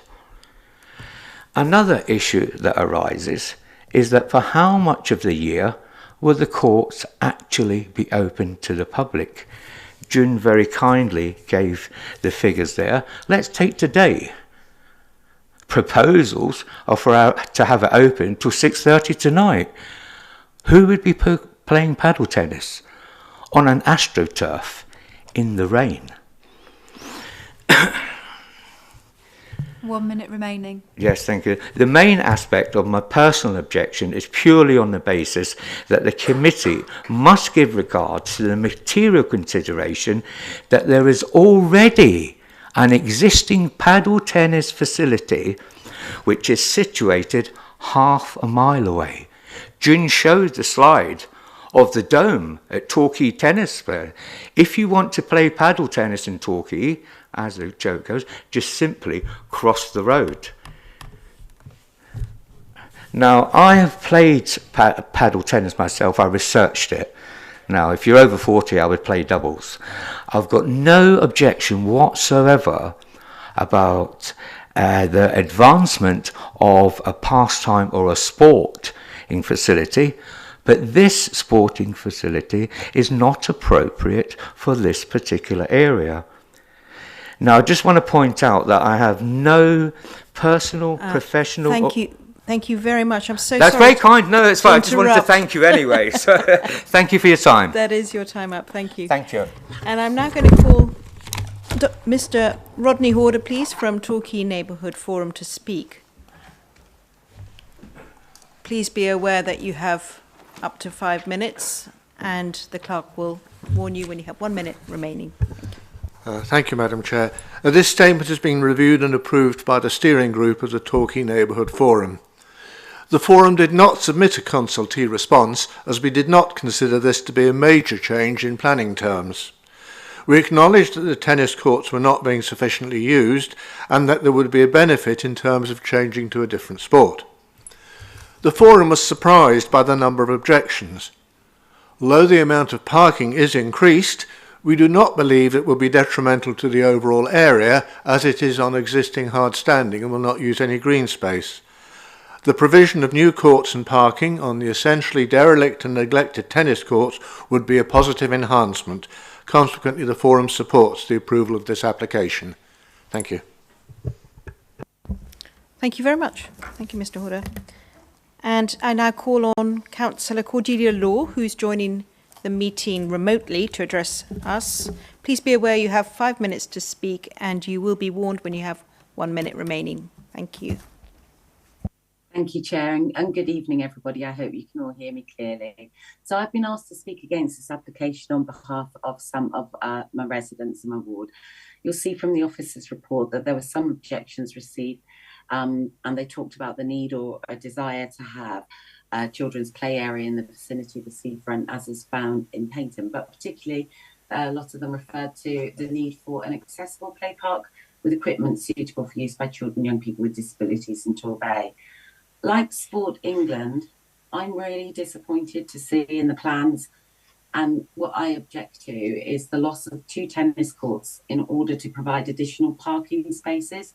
There are already around 300 parking spaces at the Riviera Centre, in particular, as there are already also additional parking spaces just across the road through Tor Abbey at Tor Valley Car Park. So the loss of outdoor sports areas to facilitate more parking in an era of sustainable travel and transport, as the officer highlighted what good sustainable transport links there are to this facility.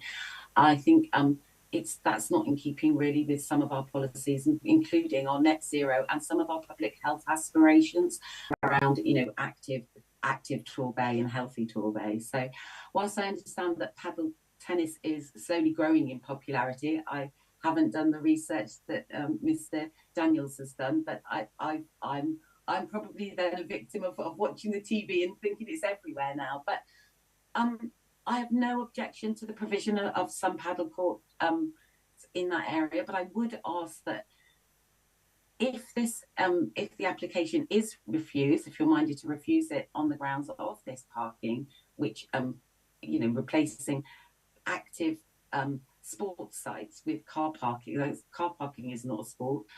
So I would ask Parkwood Leisure to, if they do reconsider their plans for this area in the application, that they're also mindful and keep one eye on their own mission statement, which is, and I'm going to quote them here, principal objective of supporting those who are disabled. And I would ask that with this in mind, that if they reconsider the loss of the 2 of the courts for additional parking and work with a local group called Palm Tree Trust, who are looking to work with Parkwood Leisure and others to provide a play park that will be suitable for our children, young people with disabilities to access and enjoy. There's no reason why this if you scrap the parking, this site can't provide both those things. So I think there's a real opportunity here for Parkwood and Torbay Council to be innovative, inclusive, and to provide a much needed facility, an appreciated facility in the Bay that will complement the paddle court offer. So I'd urge members to reject this application in its current form in order to protect a much needed outdoor sport, leisure and play areas, and seek a solution for this area that would enhance its amenities rather than detract from the amenities that are available. Thank you all for listening. Thank you very much, Councillor. Finally, I'd like to call Mr. Miles Bromelow to address the meeting in support of the application. Please be aware you have up to 5 minutes to speak, and you will be warned when you have 1 minute remaining. Thank you. Good evening. I'd first of all like to introduce myself. I'm Miles Bromelow. I'm the operations manager for Padel United in the Southwest. First of all, I'd like to talk about what padel is and the benefit it can have to Torbay and the surrounding areas. So currently we operate 7 venues with 2 more opening this summer. We have over 5,000 active players, with 500 of those being under 16 years old. In terms of kind of the current state of padel in Devon, I believe it's currently underdeveloped massively. We operate one venue a little bit closer to home in Plymouth, where we partner with local universities, including both Plymouth Marjon and Plymouth University, to provide them courts. We also work with local charities in the area, more recently the Plymouth Ladies Charity Club, and also Plymouth Roundtable, to provide them support and courts for their endeavours as well. In terms of the loss of tennis courts, many of you will know that padel is played as a doubles game, and therefore whilst you lose 2 tennis courts, you actually don't lose the number of players playing on those courts. So in terms of a number of the participation allowance, that remains the same, if not more, because as I say, padel is primarily a doubles sport and not a singles game. So it allows for actually more players to be utilising that space, whereby previously, had it just been played for tennis singles, you may have only had 8 players on those courts as well. So I think that's a really positive impact. In terms of the impact on kind of health benefits, you may be aware that padel's been touted as being extremely easy to get into. We have many players that have had both physical disabilities as well as mental disabilities that have been able to play our game based on the ease of the sport, particularly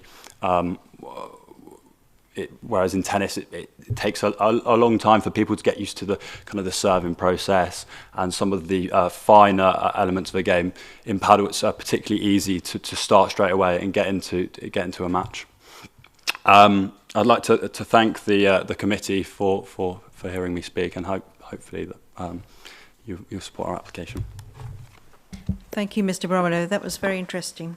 And that concludes representations from our registered speakers. And I'd like to thank you all for coming in front of this committee and assure you that you have been heard.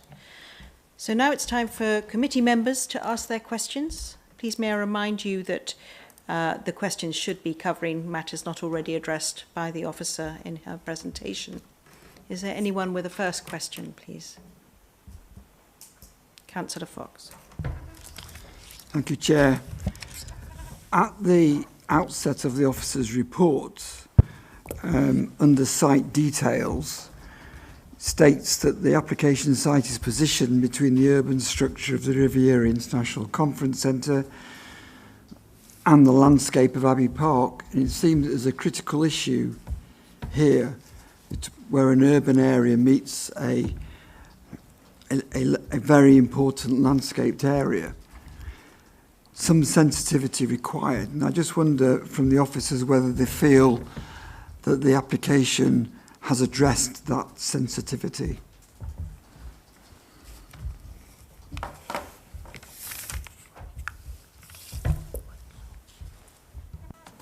Hi, yeah, I think it has. the courts are being, with the padel courts, have been positioned. I'm going to flick up through the slides to the layout proposal. They've been positioned towards the eastern end of the site. There we are. Apart from being low key in 3 or 4 metres high, pretty much transparent except for green coloured wiring, they're positioned away from the more sensitive heritage asset of the Tor Abbey, and nestled below the level of the higher terraces to the south, so they would not be visible from the seafront. They wouldn't be seen through the fence, through the hedge and tree boundary from Tor Abbey. So the padel courts themselves have definitely been positioned and designed to have a minimum visual impact. Although obviously as a sport, it's very much aligned with tennis and has a similar appearance. So the actual visual change on the site in terms of the type of activity going on, the level of activity, the number of people involved would be increased slightly above what would be there for tennis possibly, but generally it would fit in very well. Thank you.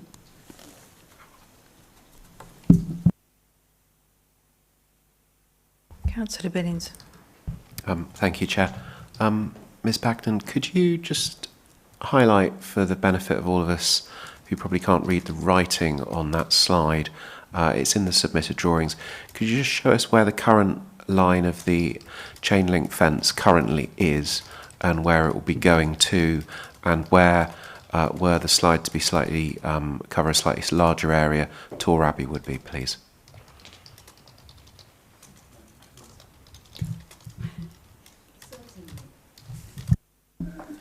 Certainly. Thank you. I don't know how you did that. Yeah, currently the fence goes around where my cursor is going. The proposal, this is an amended scheme that has been submitted and has been viewable on the online register for several days now. I think it's 21 days. It would be changed from the red line to this line. It's shown as black dotted, but it might be hard to see on the draw from a distance.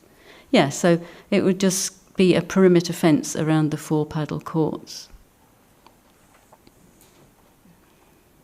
Thank you. So in other words, the perimeter fence of chain link is moved a significant distance away from Tor Abbey, which was the other part of my question. So on that plan, Tor Abbey is out of view, but slightly off to the left-hand side towards the top left-hand side. Would that be correct? Yes, that's correct. Tor Abbey's. This is the footpath that goes through. This is where the gap in the hedge is. This is where the trees are. And that leads through to the actual abbey itself. So right. The fence has moved that distance away. Right, and your report talks about screening and a planting condition. Can you show us on that plan where the area where the planting would be, please?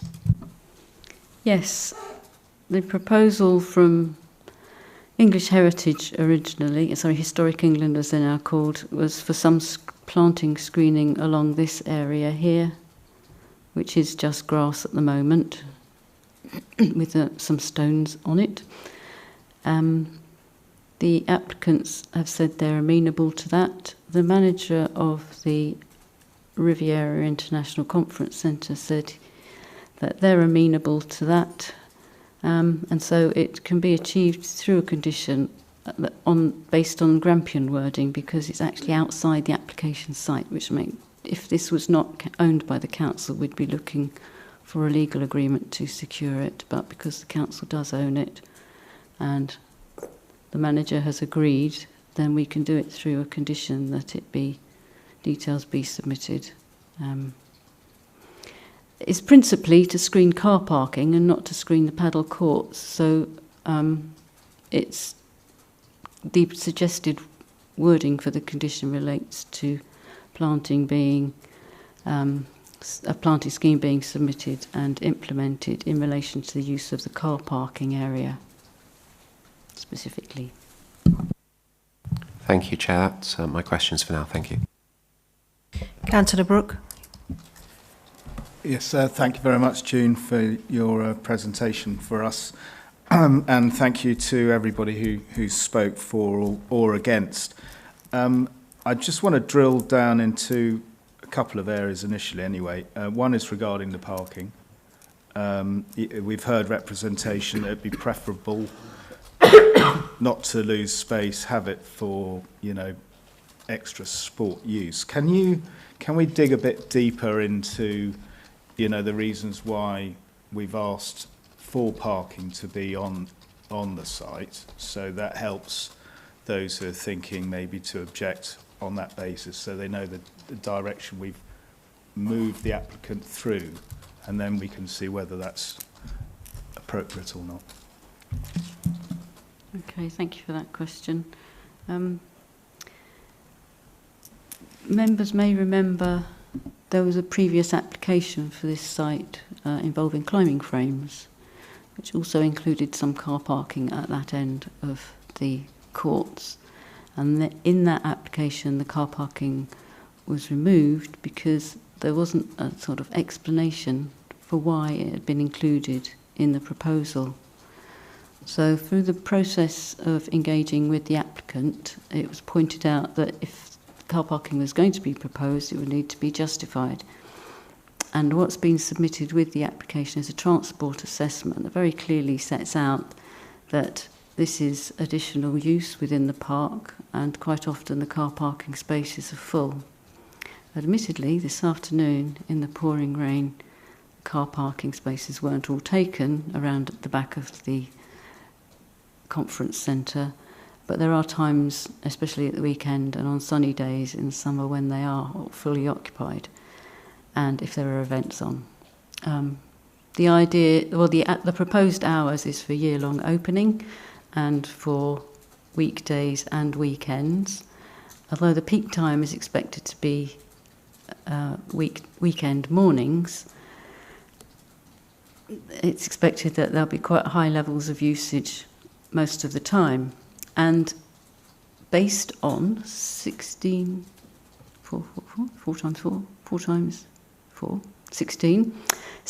users and a slight overlap of users between the one session and the following one.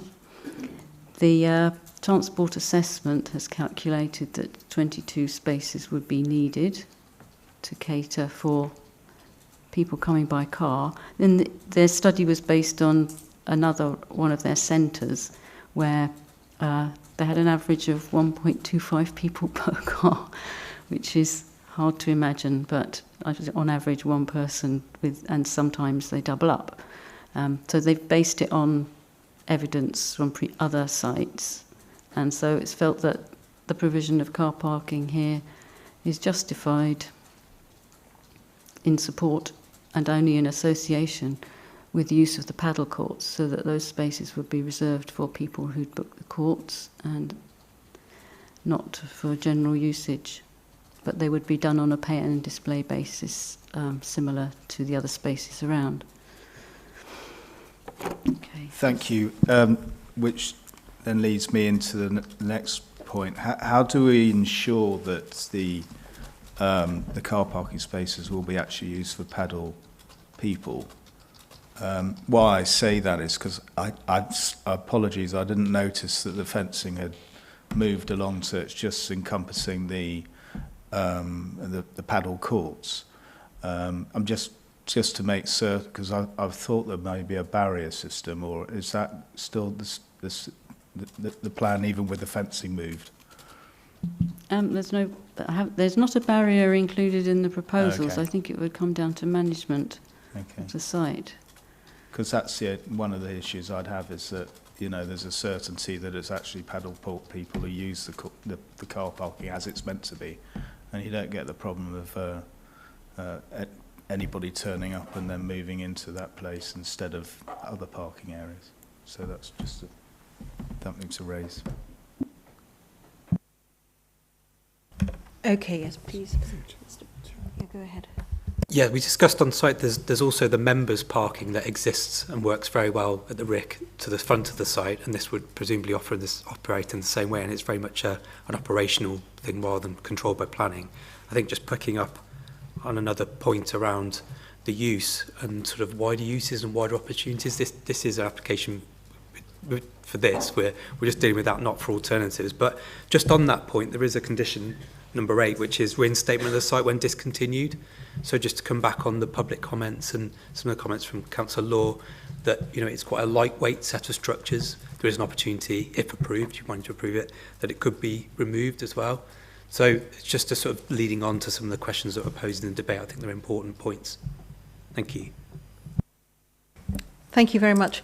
Can I just ask a question, please, about your parking facilities? Mr. Bromlow mentioned that some of the players may be handicapped, and I wondered if you could talk about provisions and access throughout the whole sort of complex, really, for those who will be enjoying that game who are handicapped. Thank you. Yes, certainly. The proposal includes 4 disability parking spaces here, and introducing a gate at this end so that people in wheelchairs or with mobility difficulties could avoid having to walk over the grasscrete or wheel over the grasscrete. They could have access there, and then to whichever court they've booked.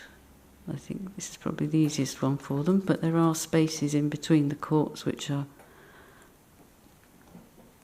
hopefully sufficient width for a wheelchair. I haven't actually checked that, but they'd certainly be able to get into court too. It's a 0.87. I haven't got the capacity to measure it, but I think you could probably get around the edge and onto these. And people coming from car park up here, if that's where they prefer to park, or coming through the park here, would be able to come in here. It's probably easier to get access to these 2 courts from there. Yeah. And back out there. Does that answer your question? I think it's kind of, the intention is there. I think maybe the illustration shows the paddle court fences rather close together than they actually would be on here, because so long as you've got 0.8785, you can get a wheelchair through, but I haven't actually measured it, but I expect that you would be able to find your way around to get onto them. It would be nice to have a sense of what that distance is, because it would obviously make the experience great to if it were more than 0.85 of a metre.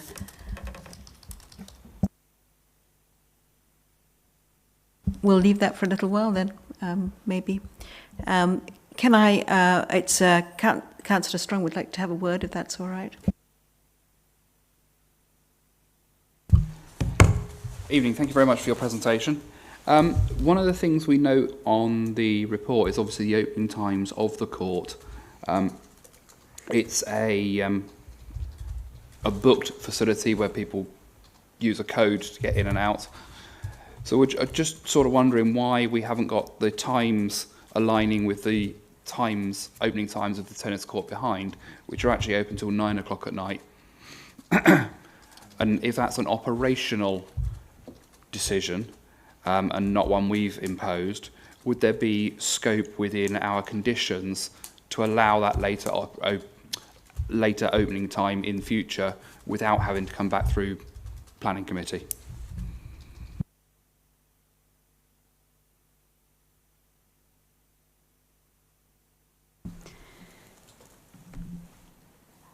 Timings, right. The timings appear to coincide with the opening of the RICC, possibly because, as the applicant explains, you would be able to hire the equipment from there on a hire and return basis. The condition on hours of operation has specified those times that the applicant have submitted to us. If they wanted to open the courts later, for example, during weekdays, then, or at weekends, sorry, it's weekends they finish at 6 p.m. They could apply to vary that condition if the demand was there. We dealt with as a Section 73 variation condition application, or even a minor condition. Okay, thank you very much. 94. I was just considering saving officers' time later on if we could build it in at this point, but that's fine, thank you. So if there are no more questions, one more question from Councillor Billing. Sorry, Chair. I was just wanting to refer, please, Ms Pagden, to the Torbay Heritage Trust representation, which talks very strongly in relation to the quality of the work done by the applicant's heritage consultant in their heritage assessment. Could you just talk me through how much reliance we've placed on that, and also the reliance on the advice of Historic England? I just wondered whether you felt there was an issue if any of the points that Torquay Heritage Trust had made were an issue or not, please.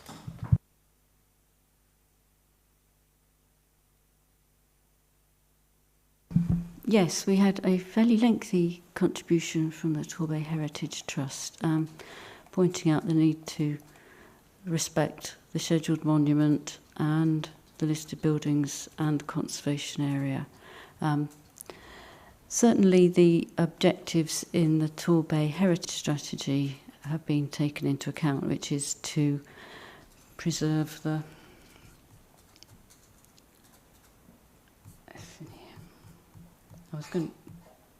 I summarised it on page 51, was it? It's very short, and it is the heritage strategy was written a while ago, several years ago.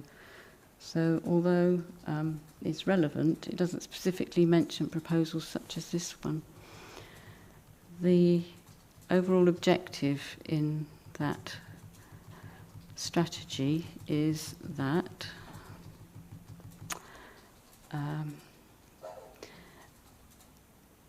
that the council conserves and enhances the grounds of Tor Abbey and improves connections with the wider walking and cycling routes.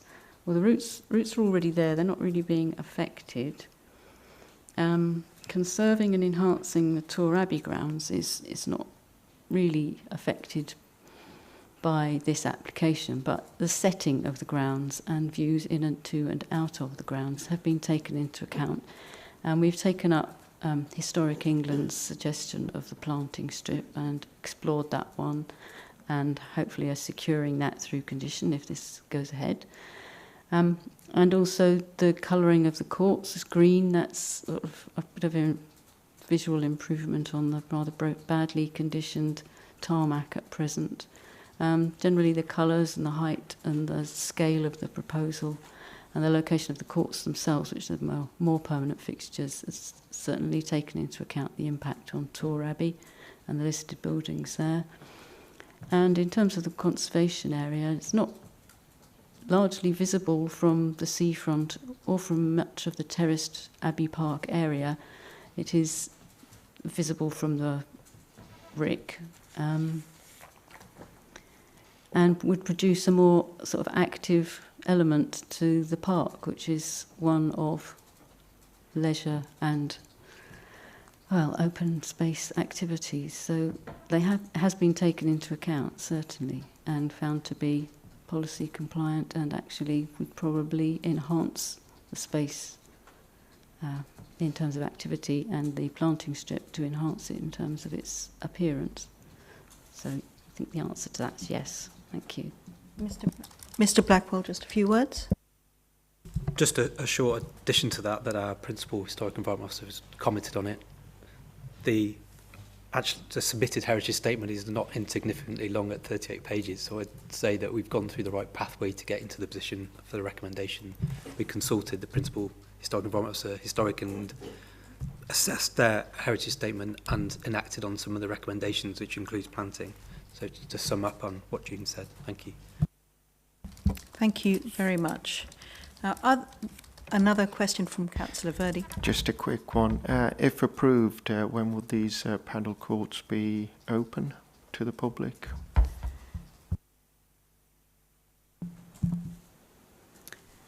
As soon as the applicants have complied with any pre-commencement conditions, but I imagine their intention is that it would be open this summer for use for the paddle courts and the parking as and when the landscaping strip has been submitted and agreed and its implementation secured, whether that be immediate or in the first planting season.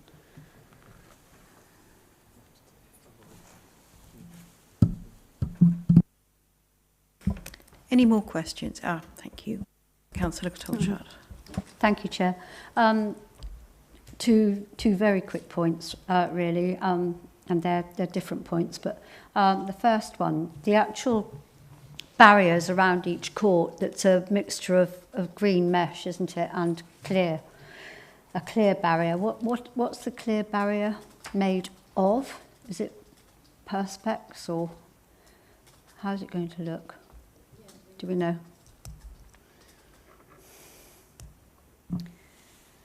Yes, thank you for that question. The clear panels are some kind of reinforced glass, right, which has been proven to survive. Okay. Okay. Thank you for that. And just very, very quickly, and that's going back to parking, but I thought eight cycle spaces, isn't it? Doesn't seem very much to me when we're sort of anticipating that fairly active people in the main might come along, and also young people. I thought 8 cycle spaces seemed quite low. I didn't know if there was any opportunity to extend that at all. I don't know if that can be considered, but you obviously in your plans think that 8 is adequate, but it seems quite low to me.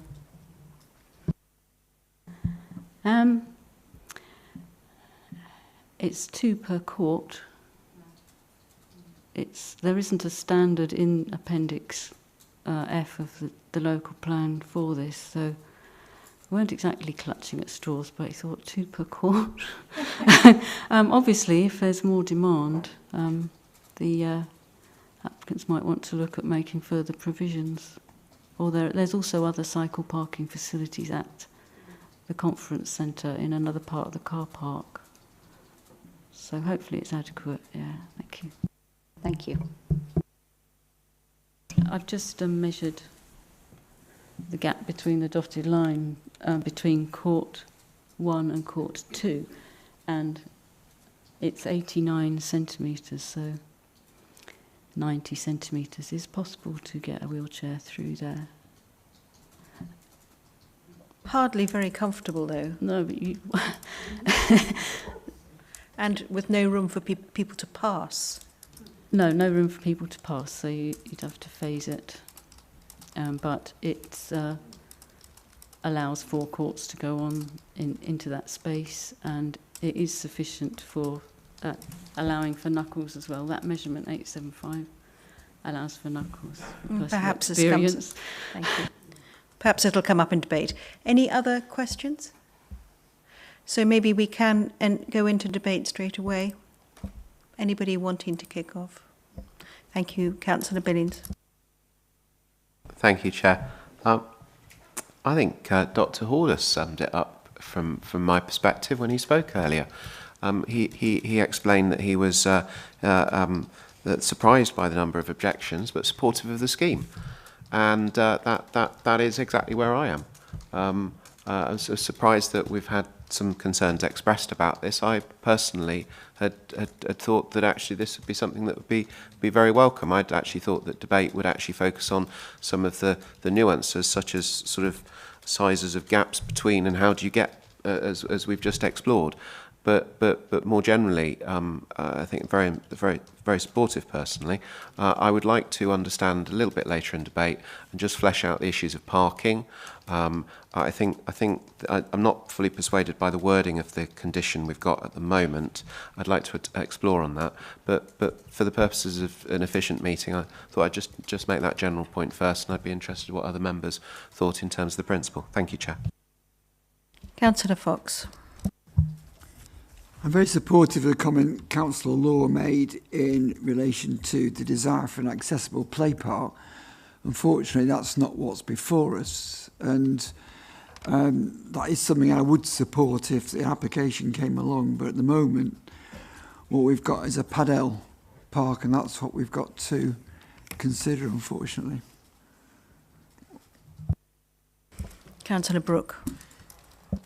Yeah, I have to say I'm a bit with Councillor Billings here. I very much welcome this proposal and making use of, as Mr Daniels said, an eyesore that's been an eyesore and has remained an eyesore unless we deal with it. And what we've got now in front of us can deal with that. So, and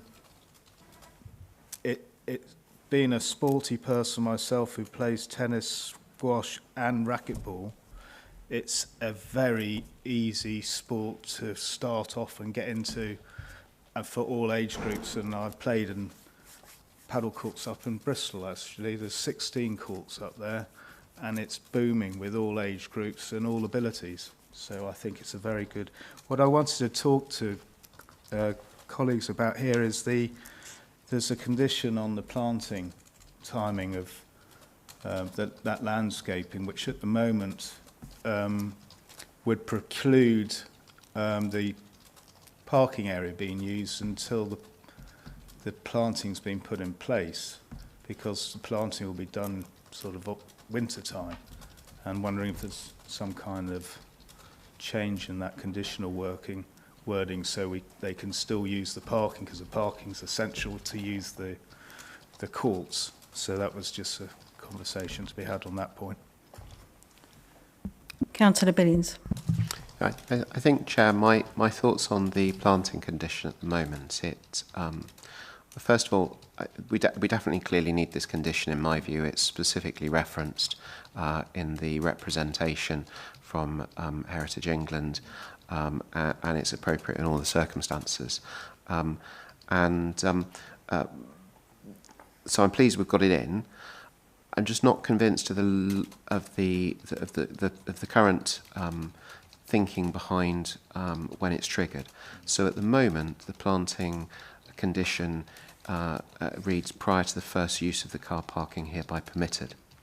So in other words, if this scheme was to, if the courts were to be completed in the summer, and the car parking was to be completed in the summer, there might be a bit of a rush to try to get some planting in the summer, whereas actually in reality it would be best to have the planting done in the first planting season, such for example late in the autumn when nature can cause the planting to be established.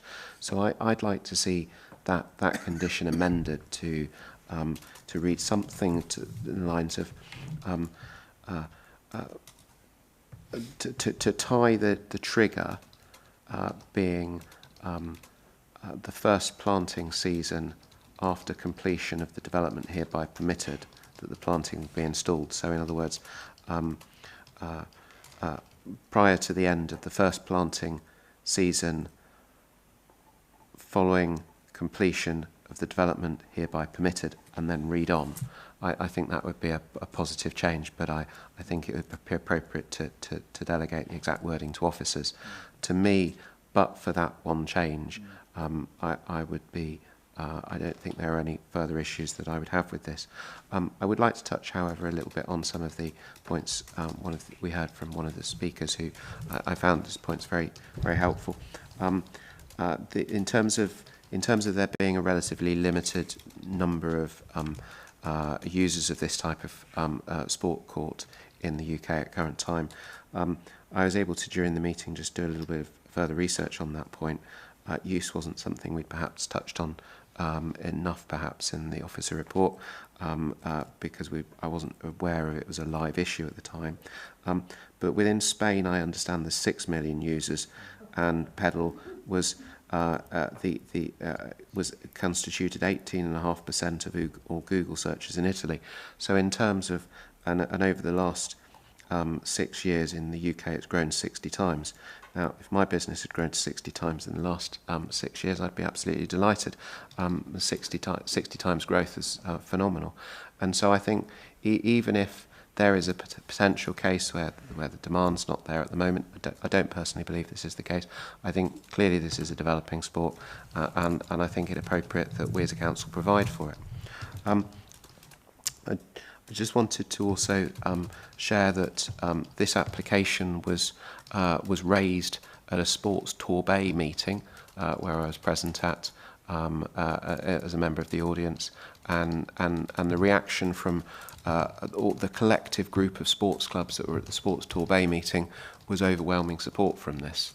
So on that basis, I think sort of my perspective in terms of need is that there is a need for this, and that it's appropriate. And so I sort of having proposed the previous application, I'd be delighted to allow someone else to do so on this, but for the amended change that I'd suggested on the planting condition, I think it's a scheme we could approve. Thank you, Chair. I would like to return to the issue of the spacing between the courts, I'm afraid. I simply find it very difficult to imagine people happily passing each other in that spacing. And as a player of tennis myself, and I have played padel, I do think about peripheral vision and the impact of playing so close to each other. I am just going to ask the other players on this committee to add their thoughts to this. I hope I'm not alone on this. Well, you can widen it, but you're going to lose a court. It's usable, and it gives another facility for disabled people to use. You know, as long as it fits in with the measurements that are needed, then it's another facility which is great for disabled people to actually use. So, you know, ideally you'd want wider, but if it can't be fitted in, it can't be fitted in. And from the diagram, I can't see it can be. Do officers have any knowledge? Thank you. Yes, Mr. Blackwell. When you look at the layout plan, you can see that the parking spaces, which are the standardised 2.4 metres, are broadly comparative with the gaps between. When you look on the plan there, it's very difficult to see the actual edge of the courts, and then you've got dotted line between them. I think have you measured between the dotted lines or between the courts? So the dotted lines, yeah, whereas the actual court distance between the courts is comparative with the parking spaces. It's very difficult to see because you get that blur from the dotted lines and the edge of the courts, so it's actually much wider than it looks on there. Oh, it's so much wider than the 87 centimetres being suggested. Okay, that's really... 87 is the dotted line measurement, but actually there's equal distance either side, about 90, and then you've got the space in between. And I think, Chair, also because I do play, you know, you're on the court, and the only other people will be there are the people who are waiting to go on the court. Because actually, if you do watch padel, the ball can actually go out and you can run to there and hit it back into it. I mean, you've got to be pretty high up in that game to do that, but it's quite exciting. So I think it's not a problem, overwhelming problem. Councillor Billings. I wonder whether, Chair, this is a matter that the applicant can solve for themselves through a technical solution. Just looking at the plan that's on screen, if we blow it up, I don't think we're able to on the technology we've got, but I've blown it up on the copy I've got. We can see that the measurements are actually to the solid lines of the courts, not the dotted lines around the outside. And I think the difference between those two is what's giving rise to this concern about the gaps And I think the correct measurement might likely be the solid line rather than the dashed one. I think to a certain extent this is the architect trying his best to present information on a plan that's readable at a low level of detail. It's a problem I've seen when I've worked with architects trying to present several lines on top of one another. You often end up drawing them side by side, whereas in reality that's not how they present. I personally don't think there's the width concern from what I've seen. Thank you. Is there any more debate? Does anybody have any further comment anything they want to explore? Councillor Tolchard. Thank you, Chair. Echoing what other people have said, I really think that this is a proposal that should be welcomed, bringing back a space which has been derelict and unused for some time. If there'd been a desire to bring back or provide more actual tennis courts, then I suspect that might have been considered when the other tennis courts were refurbished, albeit with collaboration with lawn tennis. It opens up an opportunity for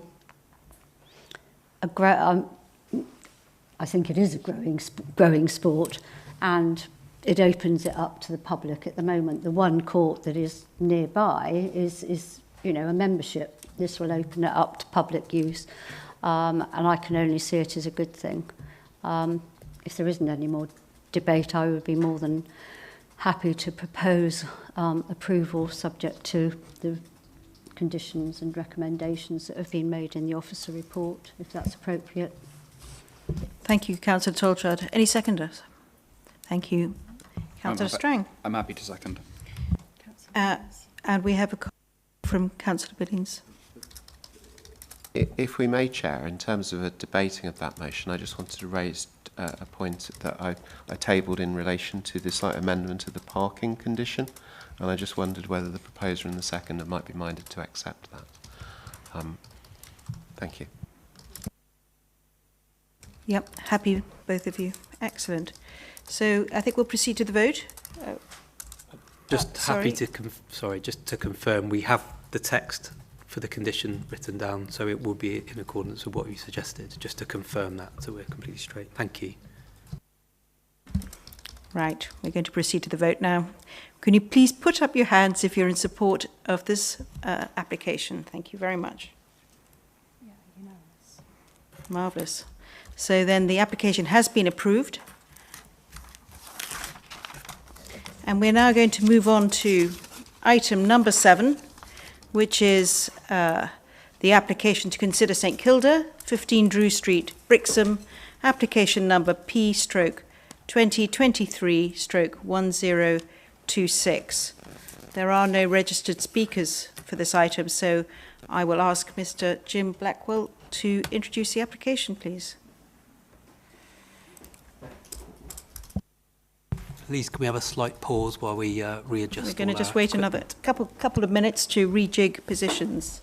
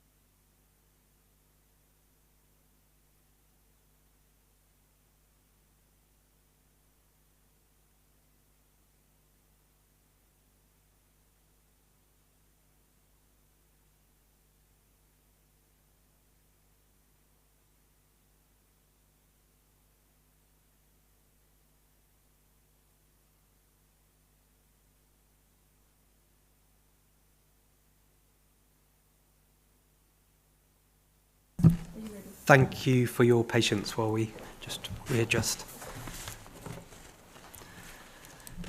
So this is the application for a variation of condition relating to the original planning permission in 2021, which was for partial demolition of the existing care home, development of 23 later living flats and associated car parking, the change of use of the retained villa to a single dwelling, so that would be 24 units in total, and minor works to the retained villa.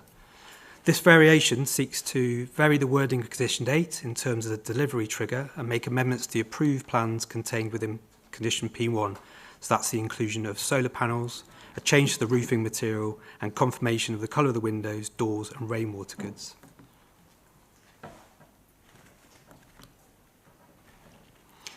This is a site aerial plan just to show you the application site, which is located west of Drew Street and Brixham Town Centre, which is to the north.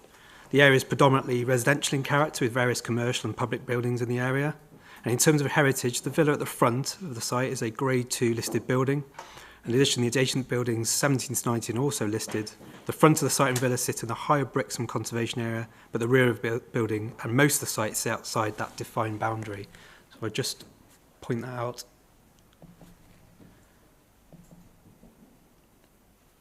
This is 15 Drew Street, which is the listed building, and these are the pair of additional listed building, and the conservation area boundary runs around the outside of those.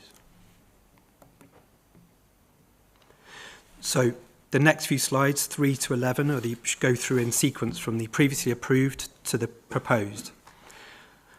The obvious changes are the inclusion of solar PV panels. Their siting has been carefully considered and amended to limit the impact on the adjacent heritage assets.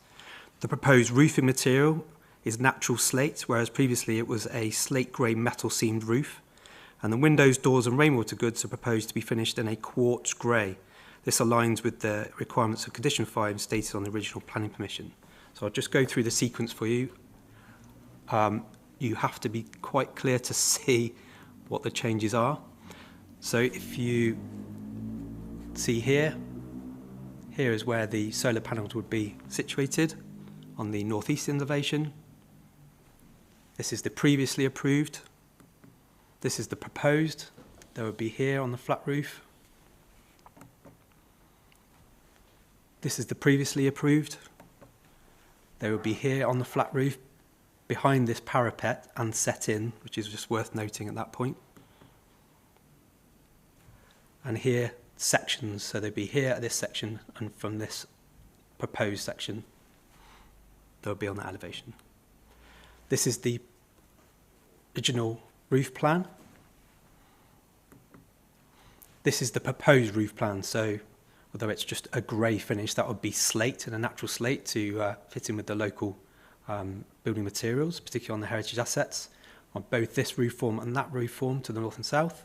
And here are the cited PV layout, solar panel layout.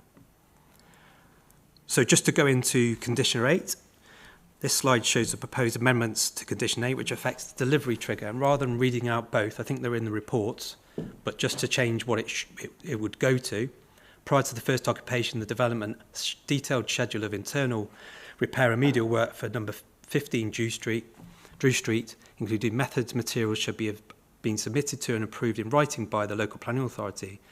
Thereafter, the work should be carried out only in accordance with the approved details and should be completed prior to the first occupation of number 15 Drew Street, rather than occupation of any part of the development. This is a 3D aerial view. I think it's just bring alive those points I mentioned before. So this would be a metal seamed roof on these two built elements. It would be a slated roof, which you can see would be in accordance with the surrounding development. This would be the flat roof set behind a parapet in the new development, which would have the solar panels within those. You can see that it's set quite tightly within the site. Going through the 4 issues then, so design and visual impact, officers consider that the proposed variations would not really materially diminish the overall design aesthetic of the previously approved scheme. They present relatively minor changes, which in some cases improve the design quality of the scheme. In terms of heritage assets impact, the change of the roof materials would enhance the existing building, enhance the setting of local listed buildings, and the character appearance of the conservation area and its setting. The solar panels would not be visually dominant within the scheme and would be shielded from view by the existing roofscape and the parapet roof. This would limit their impact on the heritage assets. And the application includes that varying delivery trigger of condition 8. This enables the flatter development to be occupied prior to completion of the internal repair and remedial works to listed building, that's 15 Drew Street. The original wording in condition 8 would be restrictive, could potentially hinder the sale or occupation of those residential units. The variation of the condition would still secure the schedule of works prior to occupation of development to address the various poor quality internal alterations, but secure those emergent repairs prior to the occupation of 15 Drew Street. Therefore, that variation is considered to be acceptable and will maintain securing certainty on addressing the internal state of the building, as well as providing certainty on what works are required before it can be occupied as a dwelling. In terms of residential development, the siting, scale and design is not considered that the proposed minor amendments would not result in any acceptable harm to the amenities of neighbours. And it's just worth pointing out we did get a representation about that, but obviously the heart of the permission is there. This is changing some subtle details and materials. Low carbon development, this obviously includes the provision of solar panels, which provides a betterment from the previous consented scheme. Here are the development plan policies, including the neighbourhood plan. So the recommendation is approval, subject to the conditions outlined in the committee report, final drafting delegated to the Divisional Director of Planning, Housing and Climate Emergency, the resolution of any new material considerations that might come to light following the Planning Committee to be delegated to the Division Director, including any addition of any further planning conditions or obligations. And if you're minded to refuse the application against officer reputation, the final drafting reasons to be delegated to the Divisional Director of Housing, Planning, Housing and Climate Emergency in consultation with the chairperson. Thank you.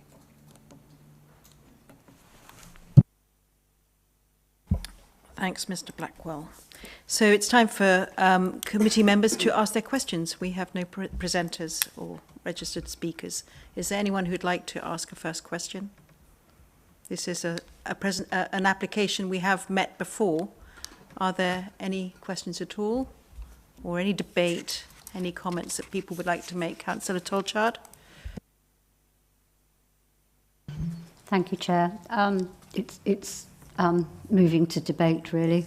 As a Brixham councillor, although St Kilda's actually falls within Councillor Strang's patch of Furston with Summercombe, I think the variations can only enhance the application, particularly the provision of solar panels. I think the whole proposal for St Kilda's is one that should be welcomed, and it's been a long time coming, and I hope that it can be delivered reasonably quickly to the benefit of, well, mainly Brixham residents. Thank you. Thank you. Councillor Billings. Thank you, Chair. I think other members will have information that we considered in a confidential part of our previous full council meeting in relation to St Kilda's that explains some of the background to some of these proposals, in that some of them are have a lower cost implication than what was previously proposed, and equally I'd say they're actually a better planning outcome. My view is it may be the case that that some of these have some of these points have materialised because they are of lower cost, but to me it was never appropriate in that location to have a standing seam metal roof. A natural slate roof is far more appropriate in my view. We saw from the photographs that Mr Blackwell put on screen that the characteristic in that area is natural slate roofs, and so as this is a better value alternative and one that delivers a better planning outcome, in my view, it can only be welcome. I was slightly surprised that to understand a little bit about the background of the scheme, that there was an unusual colour of window originally proposed at an earlier stage. It was a great outcome that we've got here, some ones that are more in keeping, that are more recessive, and in my view work with the colours of the brickwork that we've seen in the applicant's design and access statement.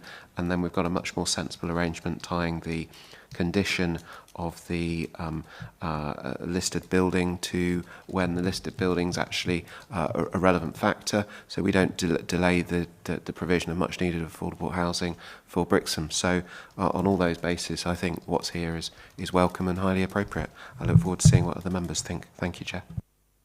Thank you. Any further comments? Is that Councillor Fox? Thank you. Just to say, we're talking about affordable housing in Torbay, in Brixham. We've just got to approve it, I think, other things being equal, and other things are equal. So, all for it. Councillor Strang. As the ward councillor for that ward, I'd like to propose that we accept the what's put on the table. Fantastic. So we have a proposal. Is there a seconder? That's Councillor Billings. Marvellous. Any further comments that people would like to make? Otherwise, we'll proceed to the vote. Please put your hands up if you would like to support this application.